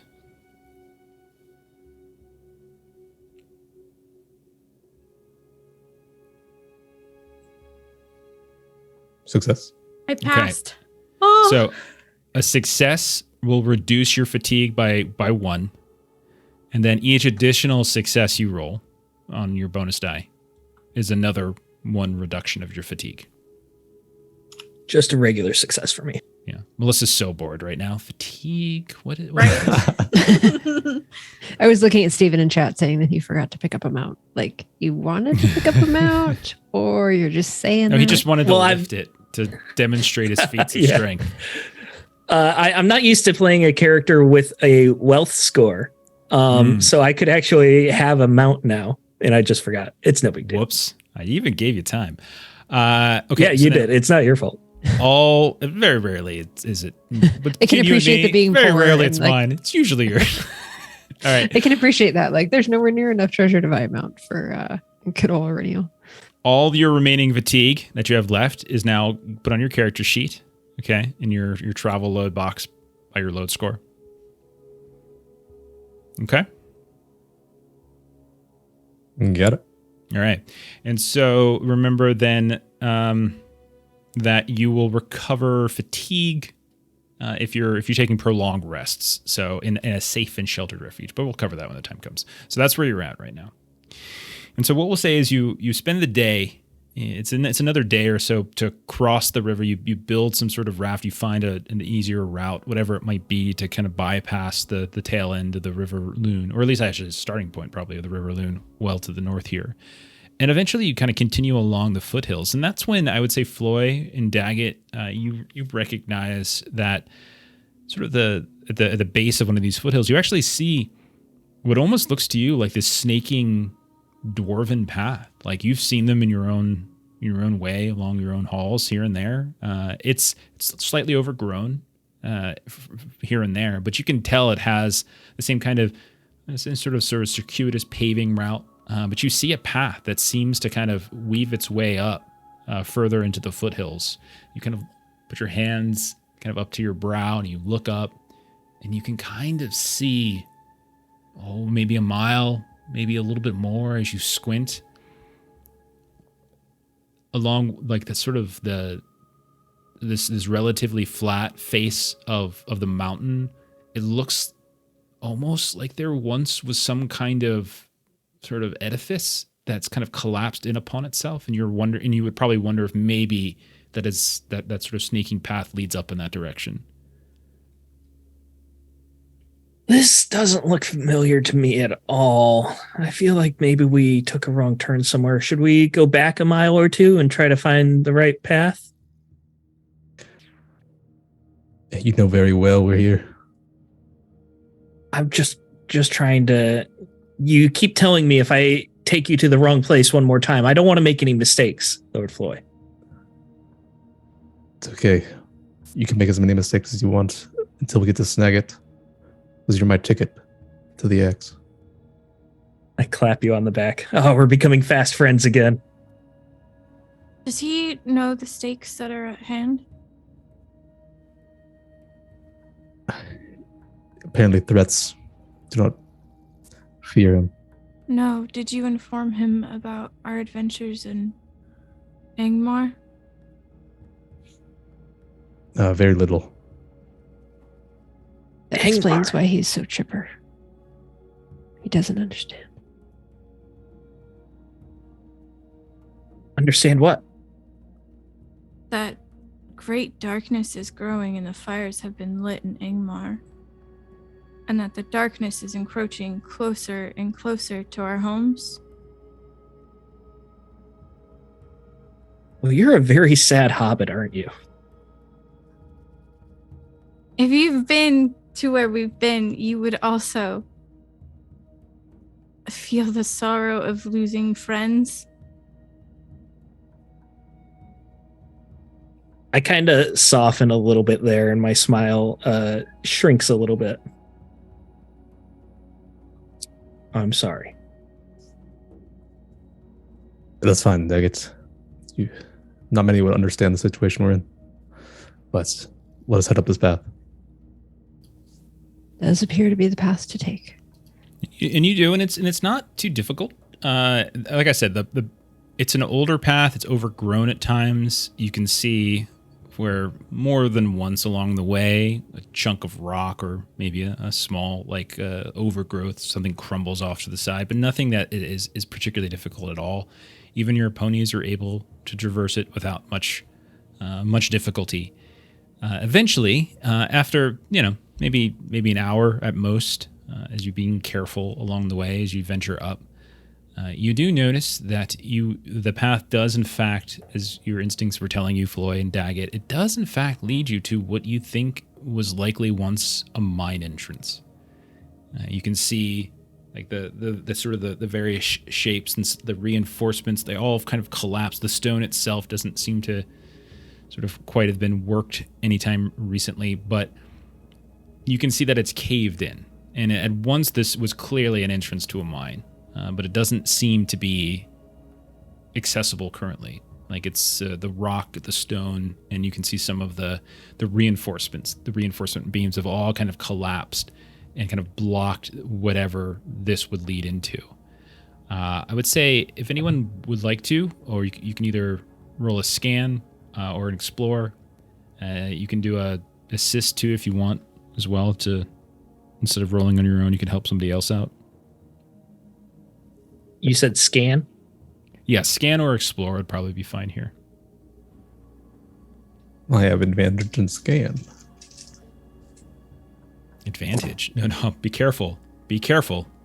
That's ill. You got your favored. Favored. Oh, yeah, favored. Yeah. Long doesn't pay attention. I to failed. TTR. Okay. Great success. Great success. Failed. Regular scan success. Okay. So I would say, first of all, Gilly, while you see your two dwarven companions staring at the collapsed mine entrance, maybe looking for some other way path, Gilly, you notice that kind of off to sort of the southwest from here, you can see that the relatively flat ground you're on does seem to sort of snake away. And you can see that this very narrow secondary path kind of forks off kind of underneath what looks like this sort of bush that appears to have been ripped apart here and there. Floy, as you kind of come and look at what Gilly's staring at, and you see that there is this sort of secondary path that moves around kind of the southwestern side of this peak into which this mine has been built. But more than that, with your great success, you can see there's like signs of like a torn piece of cloth or fur, like in this bramble of a bush that, is on either side of the path itself. And you can also notice that there's some treaded ground here. Unlike much of the place that you've been traveling about before, you haven't seen any signs of really anyone traversing it. But you can see what looks like very large and very, common-looking dwarven boot prints, sort of similar shapes than that you would see anywhere and around Gladrock or such. Someone's passed by here, and you would peg it as not Not recently, as in like the last day or two, but certainly within perhaps maybe the last week or so. The hunter is true. There are dwarves here.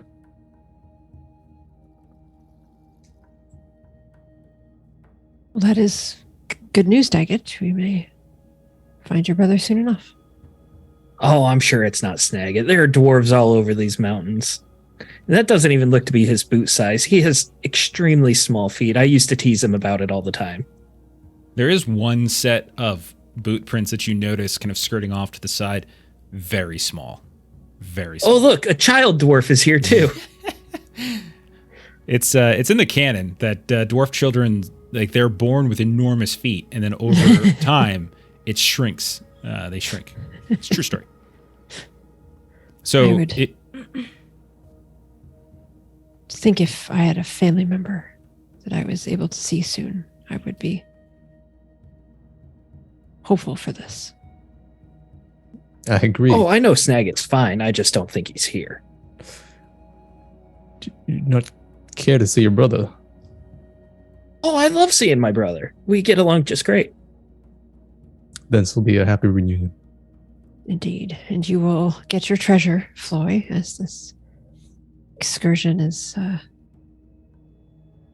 about an axe, am I right? Yeah, a bit more, but yes.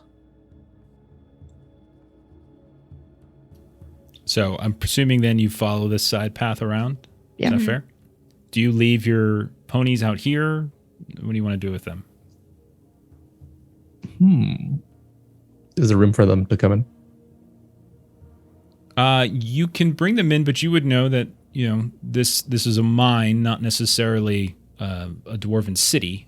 So it's certainly the mountain has been worked, but there's no telling. It's been so long abandoned, and the entrance is collapsed. Like, who knows what you're going to find inside? Okay, I want to kind of hide them away if possible, Okay. so no one can really find them. Yeah, roll a stealth test for hiding them, and I will note that down for later. Otherwise, we're going to turn around and there goes Snagit on beat. Can I help him hide? If you would like. Roll an Okay, extra help me. d6. Roll an extra Yeah, I was D6 going to say, for it. does Floy let Daggett help him hide the horse? I rolled extra. Success. Okay, so great success. What two? No, just success. Regular success. Okay. Yeah. That's it, huh? That's a shame. Okay. So you say goodbye to your ponies, and you hide them. You find this little small kind of nook around further past. Like you follow the side path, and you find this little nook where there's this series of these small trees and bushes, all a little like kind of pine. You would probably put them, and you kind of find a place to sort of nestle them out and away from the path. And as you return to it, you see that Gilly and Iriniel and probably Daggett, maybe actually no, just Gilly and Iriniel, since Daggett was helping you, are standing there, and they're staring at where this path has led to. As you are looking now at another entrance, it seems like, into that same peak that that front collapse entrance probably leads to, except this time it's open. You don't see anything to suggest there has been a cave in here. But I would say as you're staring at it, it's this kind of gaping maw.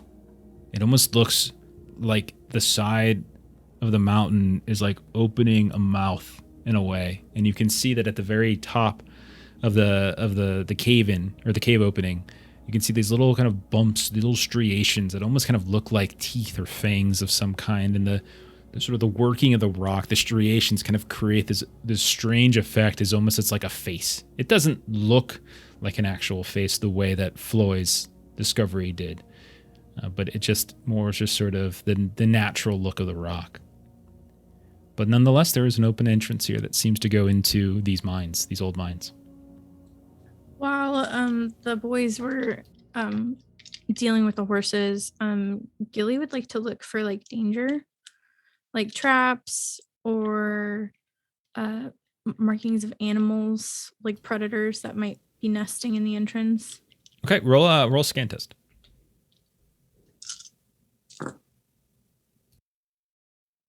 Great success. So you take a few steps in, and you're looking around on the kind of the interior. You're doing it very slowly, carefully, of your lantern out, being very methodical, looking for any signs of traps, or even if not a trap, something that might signal like noisemaker or tripwire or something like that. And at one point, you do actually come across this small, very thin cord that seems to run across behind these two growths of rock, like that sort of narrow the path further. And you can see as you get a little bit further in that this cord comes between them and behind. And as you step over top and peek around, you can in fact see that there are a handful of pots, these old kind of steel pots of some kind that are attached to the end, as if you were to accidentally walk over it, it would make all sorts of calamity. But you don't notice anything in the sense of like danger, like it's going to hurt you. There's no like arrows popping out of the wall or anything like that. Just this sort of signal trap, essentially. Okay. If I'm able to like disengage the trap, or maybe I'll point it out to Aurenial so she can. If you would like to if you would like to like unhook it and stuff, that's fine. You can totally do that. It's also easily avoidable. You just step over top. So whatever you prefer. It's just if you want to. Aurenial would probably stay back. Having spent time alone, sometimes it may be best to leave this for our safety behind us. And we can just make sure not to trip it ourselves. Good eyes. Thank you. Gilly's still going to disengage the trap, though. Sure. Just going to make a quick note. Something else entirely, not necessarily this. For the thing that comes sneaking behind us. Just an idea I had for a different game. Melissa just gave him. Okay, so everyone has now seen this trap. Gilly, you've taken care of it. Okay, so this is we're going to progress through here, and we'll say as you start exploring, you realize you have not entered into some great, beautiful, wondrous chamber. You haven't walked into the mines of Moria and looked up and see, like, it's not this glorious place, but rather it very much looks like a roughly hewn mining path that you've encountered. And as you kind of descend down a little bit further in, you can see this undulating movement of the passageways. It becomes very labyrinthine, and you can see branching paths left and right. You can say some are kind of venturing a little further upwards, some deep down, and again, it's all kind of come these intersections left and right. So you get the feeling that this is a very circuitous mine, and what that means is that it's not so much going to be a skill endeavor, but to make progress. Somebody in the party, we're going to do a different person each time. You have to roll either an explorer or a riddle to kind of keep progressing without kind of having to waste time or backtrack or something like that. You can potentially do alternate skills if you want. However, those are going to be ill-favored, and they're going to be ill-favored. So even if you have it as a favored skill, you're still going to roll it ill-favored. Okay. So, but it's either explorer or riddle to move. I'll go ahead and start if that's okay. Sounds great. And also one other note, if you do roll an ISR round, please let me know. Would I be able to use my useful item? I have a harness that a leather harness that I attach to my helm, and it holds candles. So I light a couple candles that just sit next and kind of, they're obviously very susceptible to wind, and I'm stealing this from the Hobbit movies. But would I be able to use that for a bonus die? For what role? Explore. Oh yeah, absolutely. That sounds perfect. Very useful here. You are inside. There is a little bit of a breeze from time to time, but not anything that is so strong that it would knock out the flame for this. Outside might have, but not inside.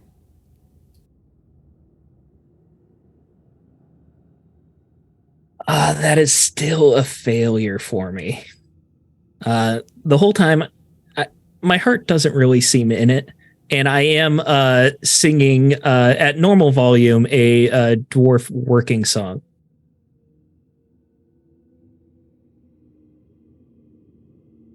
How does that dwarf working? Or what is it about? How about that? Hi ho, off to work we go. Oh, okay. I'm sorry, wrong franchise. We're gonna get copyright strike. Oh dear. Okay.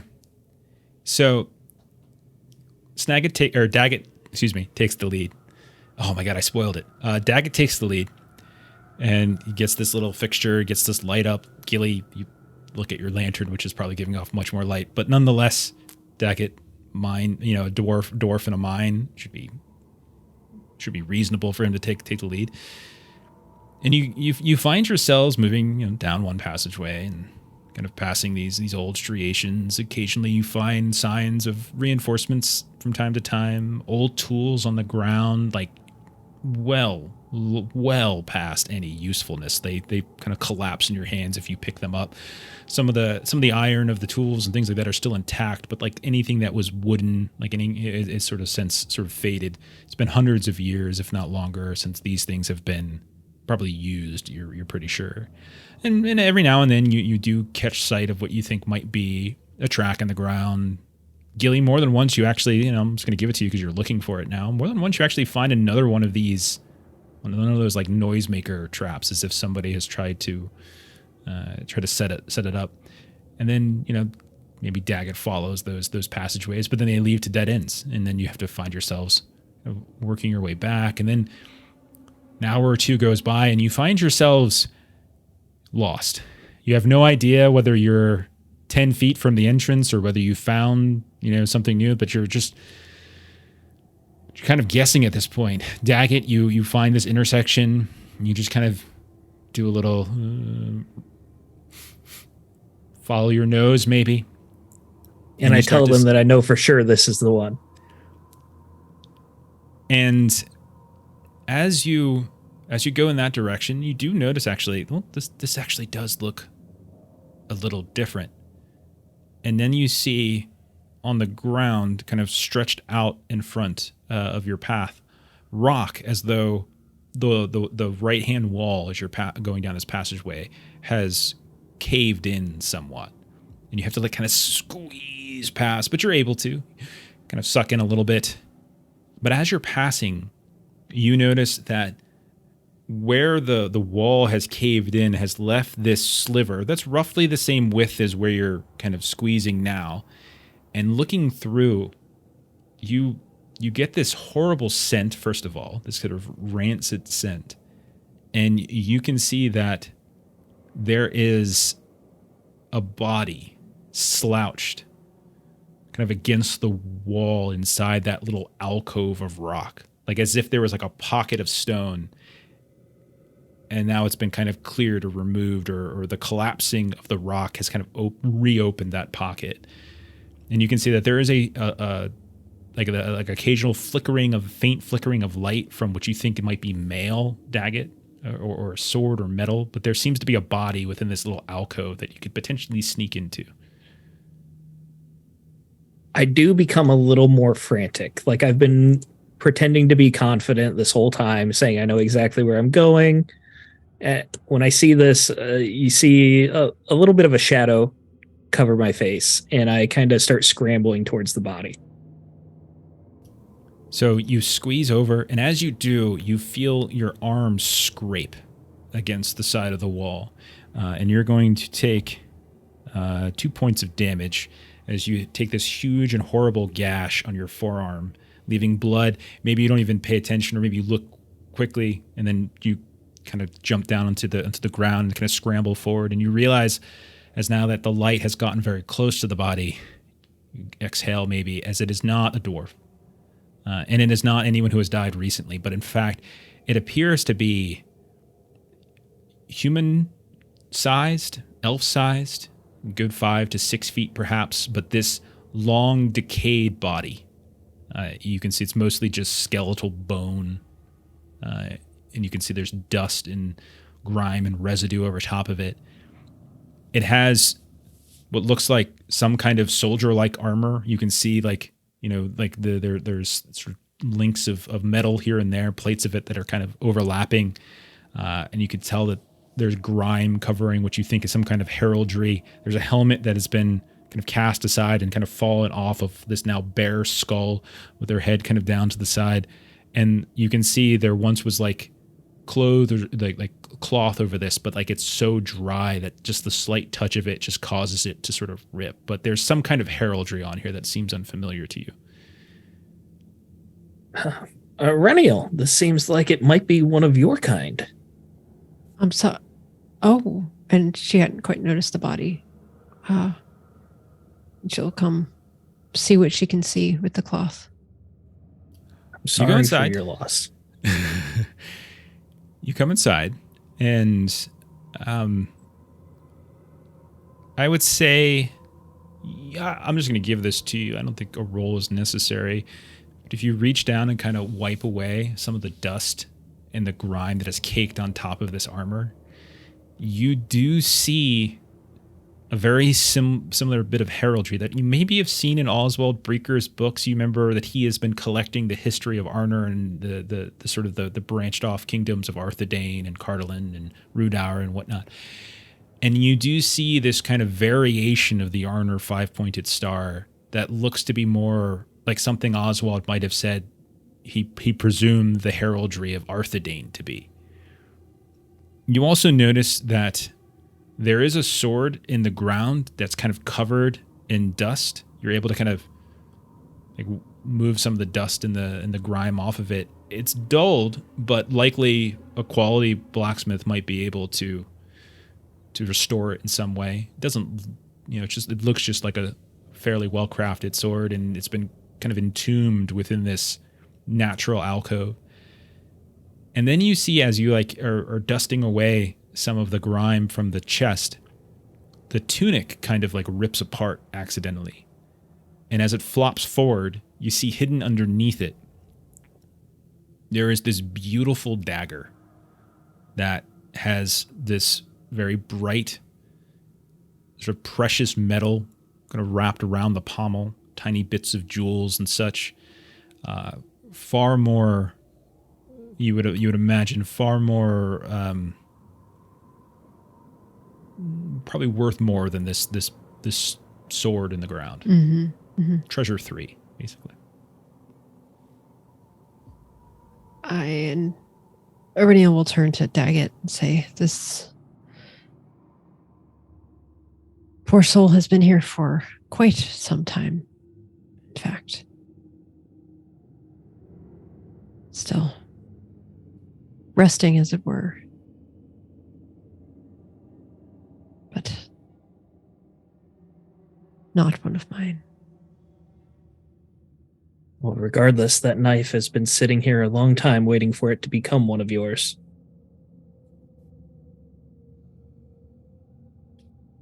And Aurenia will sort of see if anyone is interested in this dagger for use. No, Aurenial, this is yours. You found this. This is your people. Treasure it. If we, as Sorry, Floy was alluding to earlier, in our, we tend not to travel solely for purposes of exploration or seeking treasure. We often find it necessary to bear arms and fight things. So if someone can use such a dagger in combat, one might want to arm themselves with it. Well, I mean, if you want me to take it, I will. Floyd's just in the back like, wait. and Aurenia would Twitching. look at Floy first. Oh, I don't use dainty daggers. But I could find someone that does for a pretty penny.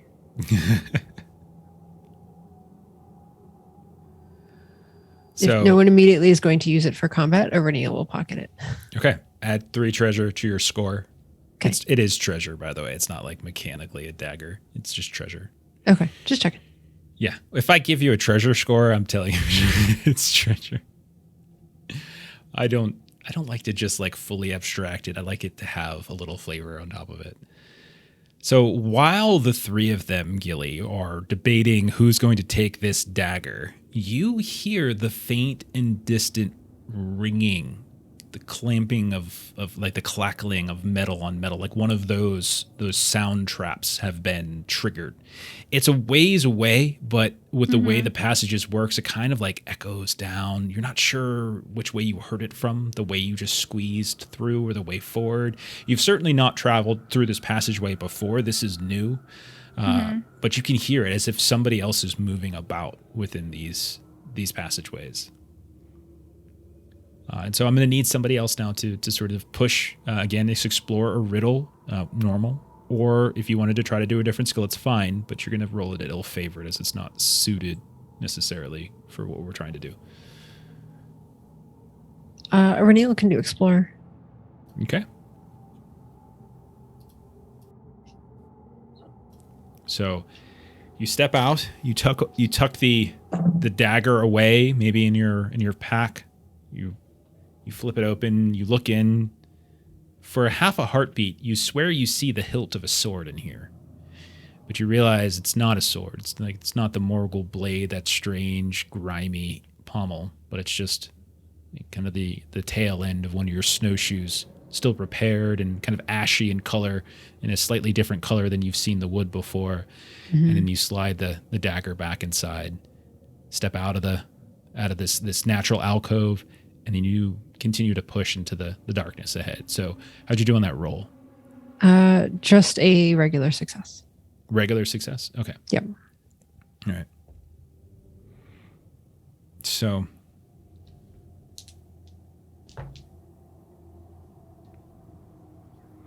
you continue for a ways. Gilly maybe mentions the sound, maybe not. It's up to you. And maybe you listen carefully for it and you're trying to follow it. You find these kind of crossing paths, but you realize that sometimes these paths are not like foot traveled, but rather just cracks in the earth that you can kind of get on hands and knees and crawl through from time to time. Others kind of go dip and kind of deeper into the darkness here and there. More than once you pass by what actually looks like proper pillars, like carved and hewn in some way, in the sort of just the first signs of adornment of some kind, but not yet finished. And as you're kind of following down that path, Iriniel, the smell of death, like this rancid smell of something foul and old and dead, just hits you in the face, like you've just been hit by a cold gust of wind. And you hear the sounds of stone on stone, that as if somebody or something is kind of dragging one slab of stone across another. And you look ahead and you see that there is a room that is lit. It was for the first time you've been traveling that you've seen any light but your own. Maybe that means you quickly, kind of douse yours or whatever it might be. But you see this sort of circular chamber of some kind with a series of those kind of unfinished pillars in the middle. And you can see that along the outside of this ring around the outside, there are all these different stone ossuaries. And you can see the sort of stoic dwarven carvings that you're so familiar with. And then you see the source of the stone on stone. You see that there are people in here. And I mean human people, not dwarves. You've more than once have had to duck when you've moved through some of these passageways. But you can see up ahead, you count 1, 2, 3. There are 5 in here. And they're kind of moving the lids off of some of these tombs, ossuaries, these boxes here and there. Sometimes they're just dropping them and you see the stone shatter. Other times they're kind of trying to carefully, but it's very, very heavy. And I would say, since you're up ahead, you would notice right away a very familiar dress. Not only a familiar dress, but you notice the markings along their face and sometimes along kind of like the side of their necks, their arms.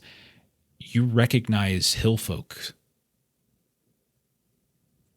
And so Aurenia will just kind of universal, kind of put her hand up so that everyone stops.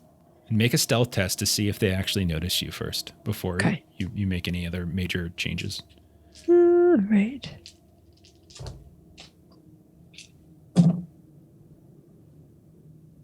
That is a Gandalf. Okay. And I actually rolled a Sauron too. That's pretty hilarious. No additional successes. Okay. So you quickly do that, but you hear like the sounds of maybe Daggett or something like that as they're still talking in the back. And like there's a delay to the quiet. They get quiet on you pretty quickly. And then you see one of these individuals suddenly like look up like, "Yeah. What was that? Did you hear something? Is it one of those dwarfs again?" And like this guy in this sort of this hulking furs starts moving in your direction. What do you want to do? You have a moment to do something before they're able to see you. Aurenia will kind of back against the wall and she will ready her sword. Okay. So kind of in the shadow, sword out. Okay. What do the rest of you do as you see her kind of put her hand up to stop and quiet, and then you see her kind of flatten herself against the wall. She pulls her sword out. And I would say the three of you are close enough to hear the sounds now of the stone being moved and then of the man's voice.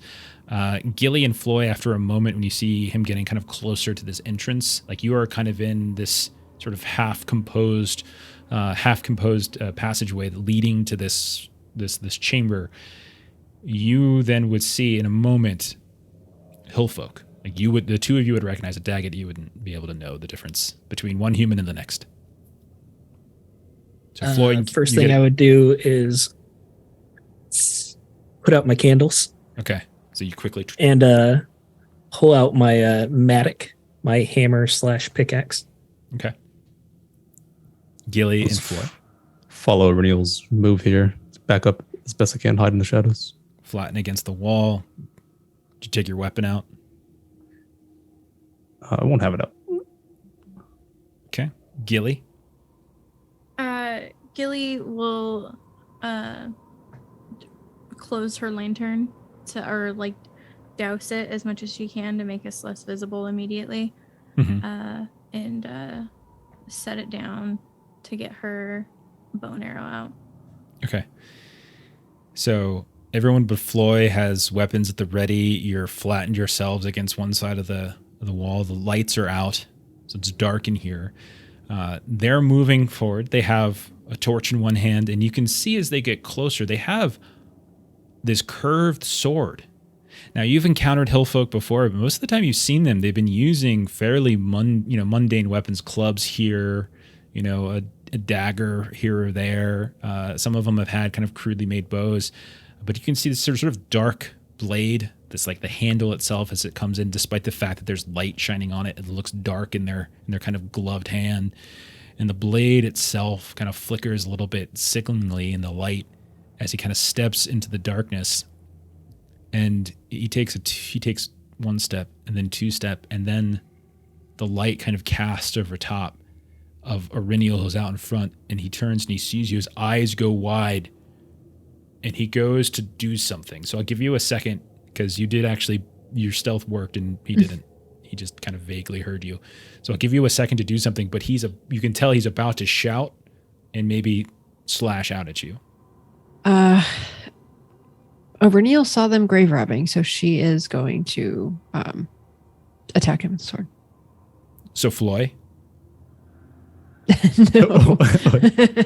Okay. So I'll go ahead and I'll say, if that's what you're going to do, this will be we'll make this like your kind of opening salvo here. So go ahead and roll. All right. 1, 2, 3. That is I did roll a Gandalf and nothing extra. Okay, so just a regular success. Yeah. Okay. What's the damage? Sword is 3. Okay. So They go to swing out at you, but you're able, like quick as lightning with your blade, to just swing out and kind of stab right into kind of the side of their body, like right underneath their arm as they're kind of pulling it back to take this haymaker swing at you. And you manage to poke them right in the side. And they kind of grunt a bit in pain. But that is not enough to take them out. Other people who check out weapons, so Gilly and Daggett, you both can do something if you like. Yeah, I'll back Erennial up. Okay.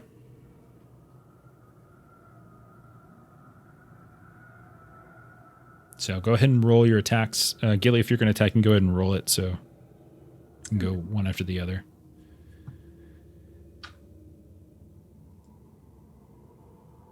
That is a regular success for me. All right. What's your damage? 8. 8. Oh, dear. Oh my gosh. Oh, God. 2 dwarves in the party? I'm All a right, dwarf. never I hit mind. hard. Never mind. Daggett dies. Daggett's dying this session. Stone collapses from above and conks you in the head. Gilly, how'd you do? I got a great success, so I do 8 damage. Okay. Oh, man. So as he again tries to go, like as he leans back after getting stabbed by a Renial, he goes to swing out at her, and then curving out from behind her is the shadow of a dwarf, Daggett, who just swoops out and with the mattock just kind of gets him right in the belly, and you can see it just little blood kind of squirts out of his mouth, and he looks down in shock and horror, but he's still breathing. And then over top of your hair, over top of your hat, Daggett, you hear as an arrow comes out from Gilly and just catches him right in the throat. And he falls, unable to give out his shout. You're not sure if anyone heard you, but you've taken him out really quickly. You can see that none of the other 4, Erennial, as you peek over, have started to move in your direction. What do you all want to do? Iridian will want to try to quietly move that body into the shadows. Yeah, that's no problem at all. You can do that. And then easily. she'll just kind of whisper to the rest of them, they're defiling dwarf graves in there. They're just pushing aside the stones and breaking urns. They're looking for artifacts for Lottie. Indeed. And they said that they've come across dwarves here. There are 4 others inside. Take the 3 on the right.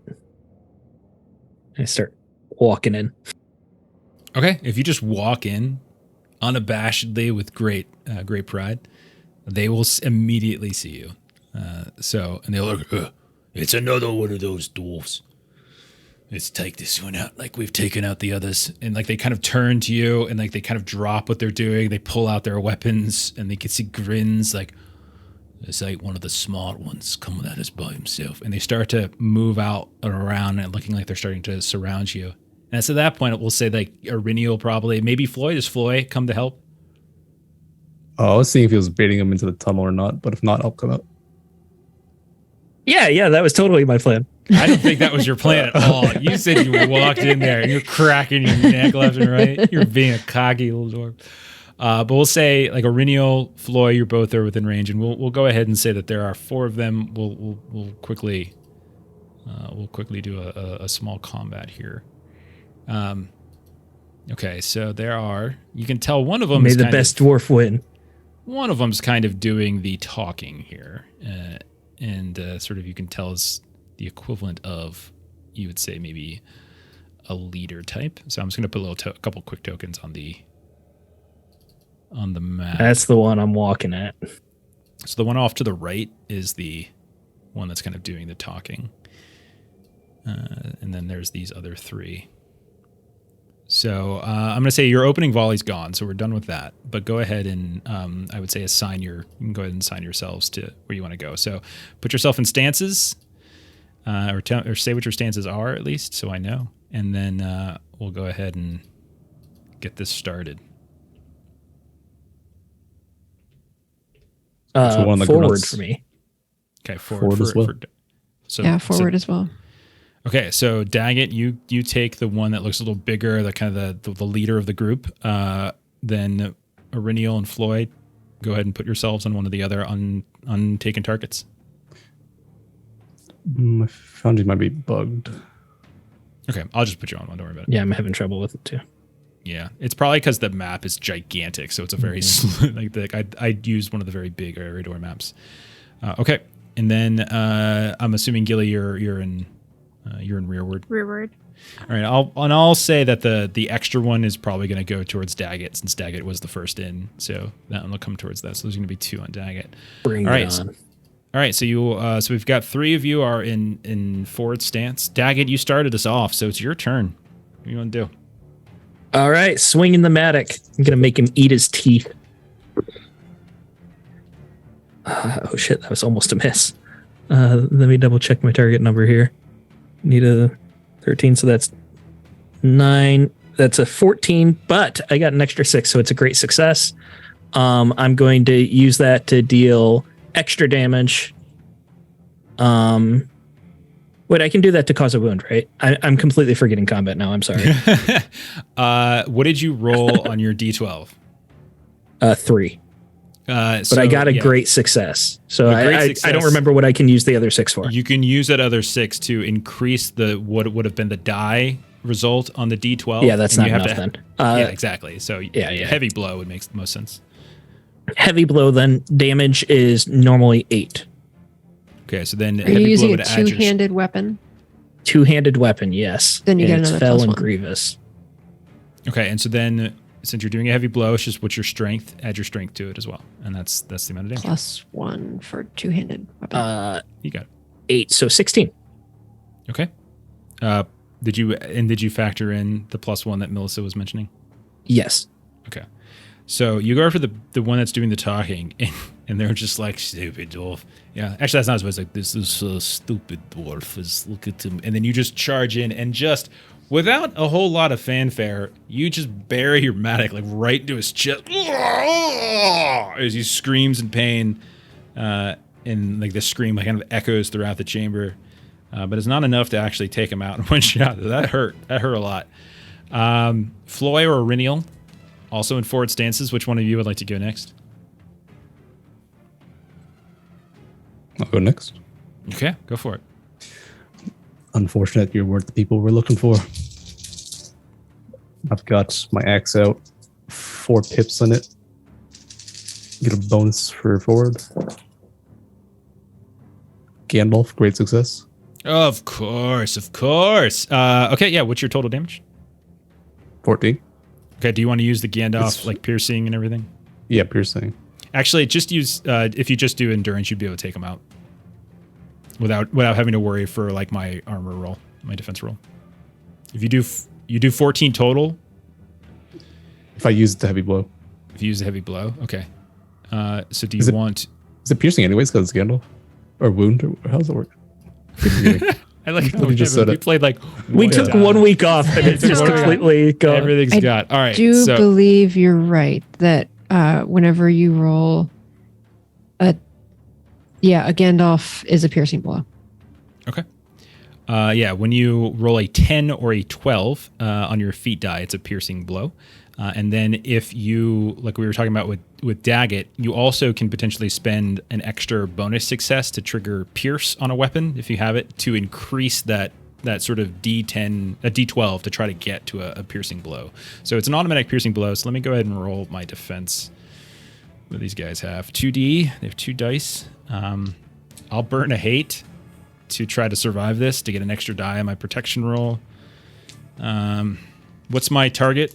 I'll just tell you what I rolled. That's 13, 16. I rolled a 20. Sounds like... Who are you swinging at? I'm sorry. No, that was my protection roll against his the injury rating of Floyd's weapon, which is... I hardly do piercings. I'm trying to look at this. Just look at... Injury is 20, so you hit it. I hit it exactly. Okay, so I'm not outright killed, but 14 points of damage, you said? Yeah. Okay. Yeah, they're more or less dead, but not quite. But they are Very close. You were 2 away from taking this guy out. Okay. So then we'll go over to Arenial. Yep. So I have a sword that I am going after, the one that I am in front of. I need to do a little bit of math here. That's a 7, 8, and 8 is 16. So that is a hit. I did not get any extra successes. So that is just 3 damage from my short sword. So I'm just swinging, stabbing. They're all starting to close in on Daggett. And like Daggett goes charge again and buries the Matic right in the leader's chest. And that's when like all of you start swooping out of the darkness of the tunnel because you don't have any light currently. And what they thought was a very easy 4-on-1 fight has suddenly grown much more difficult as Floyd, you leap at one of them, nearly cutting them down in one fell strike of your axe. Arenial, you come slashing through. You try to reach one that's probably a little bit further back, so they have a slightly bit more time to kind of defend themselves, but they're like backpedaling and barely get their sort of sword up to parry against you, but you're still able to cut them. And then we hear the sound of an arrow flying out from the passageway, Gilly, or are you going to do something else? Yeah, she's gonna shoot the one who's attacking Daggett that he didn't attack. Okay, that sounds good. Perfect.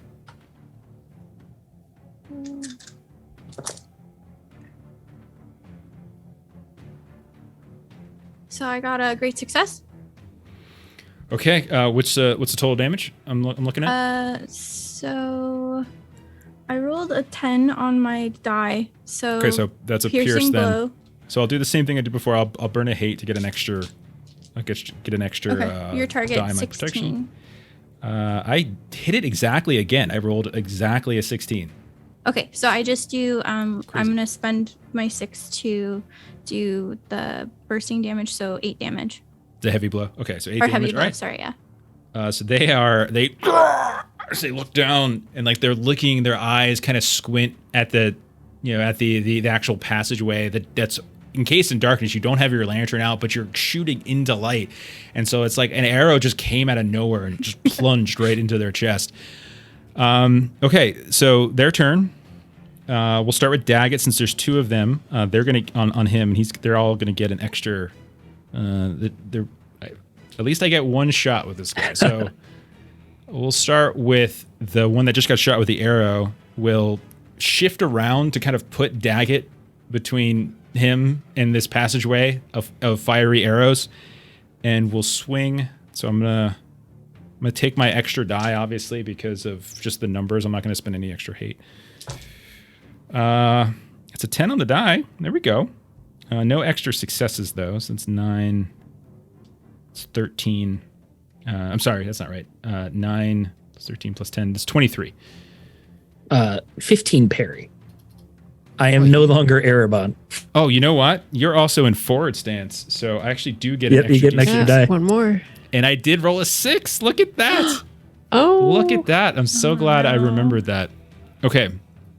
So, what do I want to do? Let me take a look at his weapon really quick here. So he's got just a... So the base damage is just 5.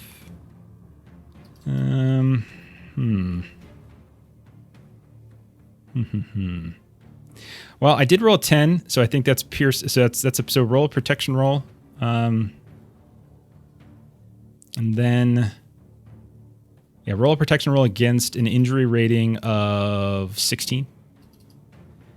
And then... That's 6, 12, 18, 22, 25. All right, so you do not take a wound. You will, however, take 5 points of damage from the slash. Is that it? Well, the next one, the one who's actually got better stats, will go next. So that one will go. Mm-mm. Okay, so then they're going to swing down at you with a much longer, it looks like a 2-handed weapon. I will burn a bit of hate, so I'm going to end up with... So I have 3 from his rank, 1 for outnumbered, 1 for assault, or for you being in forward stance, and I'll get a 6th one. So I'm going to roll that against you. Yeah, it's a lot of dice. I did roll 3 1s. I did roll but the total is good thing I spent so many dice. 15. Total is an 18. That's it? With one, and I did get 1/6, and I'm going to use that just for a heavy blow. So this one's going to be 11 points of damage. Nothing. Not at all. I'm going to do... No, I'm not going to do knockback. I'm taking it. Oh, I thought it was nothing. Oh, okay. All right, we'll shift over to Floy. Floy, you nearly took this guy out. You got him down to 2 health in one swing. But he will hold, and he will at least take one shot at you. You're in forward stance, so I do get the extra die, and I will burn a hate to get a 5th d6 as they swing down at you. Damn, Gandalf, go away. So that's a Gandalf, screw that. But the total is still going to be 14, 16, 17. What's your parry? Okay, 17 does hit. Okay, so I do have 1/6, but as I said, I rolled a Gandalf, so I'm just going to do heavy blow, which means it's going to be 9 points of damage from this guy. Solid. And then I'm going to do the exact same thing to Irinial. Since you guys, thank you for making it easy. You're all in forward stance. God, so many ones. 7, 13, 16. Good thing I'm rolling a ton of die. 21. Oh yeah, my parry's 16. I get 1/6, but I'm nowhere near. So I'm just going to do a heavy blow. I'm just going to do a heavy blow. So it's the same thing, 9 points of damage. They have the same stats. Okay. Okay, and that is their turn. New round. Any stance changes? Forward all the way. Okay. Floy, forward. Yes, forward. All right. Irinial, forward. Yep. All right, go for it. So, Okay, start with same Daggett, order you got then? I two guess on I'll you. go. Yeah, let's go. Same order. Go for the injured one again. They're Why both not? injured. One of them you injured by burying your mattock that's into its true. chest. The other one has an arrow sticking out of it. They're both very Go for the one that I already injured myself. Go for it. That one's definitely closer to death. It needs the stronger one. Ooh, okay. I'm weary, so I throw out that 2, but it's still a success. With an extra 6 that I can make piercing this time because I rolled an 8 on the feet die. Okay. So 8 plus 2 is 10 for piercing, right? Doing that right? 8 plus 2 is 10 for piercing. Yeah, you're good. Yeah. Okay. Injury rating 20. Okay. All right. Let's see if you just kill him with the wound. I rolled a 19. Oh my god. So describe your kill, Daggett. I said I'm going to make you eat your teeth. And I initially had the mattock with the point side in his chest. I pull it out, flip it around so it's the blunt side, and I just hit him square in the jaw, just crushing his lower head. And he collapses to the ground. The guy next to him with an arrow looks down at this guy, looks at you, looks at the fact that there's another human, and then there's arrows. You can see like there's fear in his eyes that have suddenly like he's kind of recalculating everything for a moment.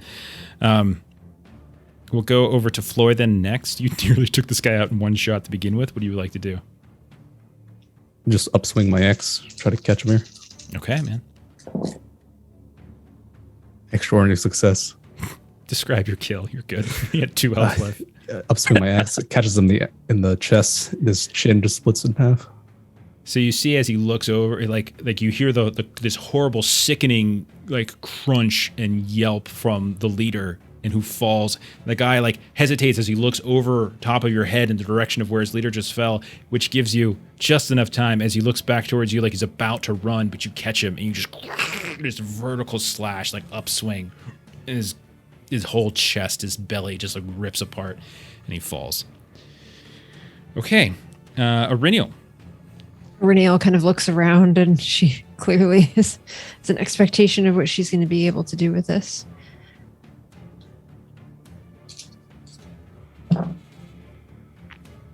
Oh, goodness. Let me, 4, 8, 12, 13, 14. Oh, gosh. Just got it.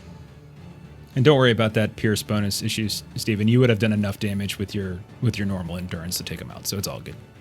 Thanks for pointing that out, Mel. I need to remember that for the future. No problem. Okay, no extra successes, but I did succeed. What's the damage? 3. Is it 3 again? Okay. So Yep, you're just a straight 3. you're cutting him down systematically. Like, you don't necessarily have these huge blows that the dwarves are doing, but you're very carefully shifting and moving and like dodging his swings. One of them kind of clips you ever so slightly, but then you catch him in the other arm, and so you're just death by 1,000 cuts onto him. Gilly, what would you like to do? You see Daggett now. The one that he was fighting has fallen. The second one that you had put an arrow in is still on him, but you can see that he's kind of hesitating now. He's kind of got the sword up, kind of in sort of this defensive posture in front of Daggett, and you can tell he's been harmed by the arrow, but his confidence is wavering. What would you like to do?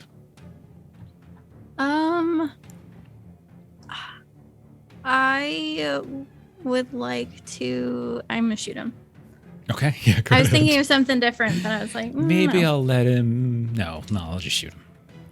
I'm just. So bloodthirsty. It's bloodthirsty Ashley time. That's another great success, and I got a 10 on my die. Okay. That's going to be, because it was 8 points of damage, right? Yeah, 8 points Eight's- of damage. Yeah, 8's how much health they had. So just with that, so describe your kill. You're able to take them out. So this guy, as he's got his sword up, and he's confused, and his mouth is kind of hanging open a little bit, and that's where Gilly's arrow just kind of like hits him right in the mouth, and he falls backwards. Like kind of bends the lip back, kind Yeah. of crunch. You could hear the crack of teeth, Daggett, as the arrow just sinks into the mouth. The the soft arrowhead palate bursting of like out the top behind, of his mouth. Yeah. and they just fall. Comes to the last one, still alive on Aurinial, sees the 3 of them on the ground, sees you. Now, you're in this circular chamber. It's probably, in terms of diameter, probably about 40 feet across, but there's like these outer rows of these stone tombs here and there with all the dwarven carvings on them, pillars here and there, some of them intact, some of them crumbled. There are, what you can tell, what look like these 4 different ways out of here, each one with this sort of kind of frieze-like carving around the archway. You just came out of one. And then you also notice in one of the walls right behind him, there is just this, maybe about 5 to 10 steps behind him, there is this crack in the stone, and you can see it's just cave. And so it's as if like there's been some sort of opening here. He kind of looks, he looks like he's almost going to swing at you, but then he runs. And you see him kind of turn and just bolt right into the cave. And he gets maybe 3-4 steps into the cave. And then Aurinial, you hear, and you see this massive arm just suddenly sweep down and just crush him to the ground. This huge, patchy, furred paw with massive claws, and pins him, and you hear this crunch of his bones. And then you hear as like these huge, like bear-like arms are just slashing and slashing and slashing. And then this head kind of, you can see just enough light from some of the sort of the sconces that they had lit in here.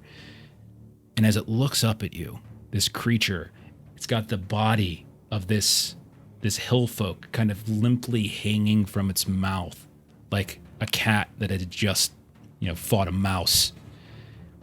You see this huge face that is part bear, scarred terribly, but with this strange kind of human quality to it. Like you can see like emotion in it. You can see Marithel's carvings from Forlond. You can see the creature in the ice fissure near Othrengol, and you hear their and then you watch as it backs its way into the darkness, dragging this hillfolk body with it. And that's where we're going to end tonight's session. Yeah. What? Hey, what's up? Cliffhanger. Yo. No. Oh no. Oh my god. Is that Snagit? Did he grow since we last saw him? It was not Snagit. No. I mean, maybe. I don't know. Go talk to him. Go talk to him. So now I Is it a Say full hi. moon? Is that you? Oh no. All right. Awesome. We're back Good to One Ring. session. This is We're back to fantastic. One Oh, Ring. feels good. And we get to play next week too. So we know it's going to, this is great. It's great. We're gonna remember Oh, man. stuff. It's cool. That was a We great did little combat to get back into the swing of things. Exactly. Got a little combat, nothing too crazy. Mhm. A little journey, kind of remembered some of the rules here and there, dusting them off. We play, like Griffin's right. We play a ton of systems. And so like even when you take a week off, like you think that's not so much time, but we play like 3 or 4 other systems in between. Like you kind of like get kind of combobulated. So that Okay. your cheat sheets and Foundry are so helpful to pull. I know, right? I'm like, Yes. I sometimes look at them, I'm like, I really hope I made this cheat sheet correctly when I originally made it, you know, because it's one of those things where like if you learned it wrong the whole time, but I'm pretty sure it's right. The journey stuff we're good on, and especially since we tweak it for our purposes. Anyway. Yeah. Because I like to go a little bit deeper into some of the events. All right, then. Let's do a little some plugs here, and then we're going to find somebody to raid. So, Stephen, why don't you start and tell us what you got coming down the pike this month, man? My Tuesday slot will be coming back January 17th. Jeff will be there, Melissa will be there, Aaron will be there, and we'll be bringing in a new cast member. We'll be playing Forbidden Lands, homebrew setting, same mechanics and everything. We're just going to tweak the setting a little bit using a bit of inspiration from like Bitter Reach. Should be a lot of fun. We'll be doing a weekly Forbidden Lands for this foreseeable future. Yeah, I'm very excited. If you're a Free League fan, you're going to be very excited for what we're doing on the channel over the next couple of months. Is we're going to have not just one Ring, not just 2 Forbidden Lands, but 3 Free League games. As we're later this month on Fridays, in place of where we just finished up our Regency Cthulhu, we're going to also be doing some Blade Runner. So 3 Free League games over the start of the 2023. So very, very fun and very excited. However, let's see, what do we got next? So Monday, we're playing The Dead Are Coming, which is a Mark of the Odd or Into the Odd Electric Bastionland style of game. We've played it here on the channel a bunch before. This particular one is zombie themed, and so you're going to see some familiar faces. Everyone but Steven. He was invited, but he basically flipped me off and told me to get bent, which was really weird because I don't think anyone says that anymore. Like who says get bent anymore? But that's what he said. I'm an old soul. Uh-huh. And Even then, if not literally, emotionally. Exactly. He's from the peninsula, Jeff. This is how we do it on the peninsula. Oh, goodness. If you don't know all these references, we're making references to our Regency Cthulhu games. You should go watch that. And then Friday next week, the penultimate episode of our Hunter the Reckoning Chronicle, or at least season 1. I think we all like the game a lot, so we're probably going to be coming back to either Hunter or Werewolf maybe when the new version comes out. I think we all like it, so World of Darkness will be coming back. But penultimate episode for this arc. So come check that out. And then Saturday, obviously, we're going to be back to this. But we got a lot of exciting things. We got some big plans for 2023. We want to revisit some old games that we've played before. We want to start up some new games and kind of some new giveaways and things like that. So some cool things coming down the pike here in the first couple of months of 2023. So I'm going to go ahead and raid our, let's see, what we got? Lost Caravan RPG. So follow the raid. If you haven't followed the channel, either here or on YouTube, followed us, please do so. It'd be great. We'd love to have you. Thank you for everyone hanging out tonight. Thank you for those of you who threw out a couple bits. Captain Karine, John, hope you feel better, man. And those of you who subbed tonight as well, we really, really appreciate it. But follow the raid, follow them, follow us. We'll catch you on Discord. Say hi. Have a great rest of your weekend. Bye-bye, everybody.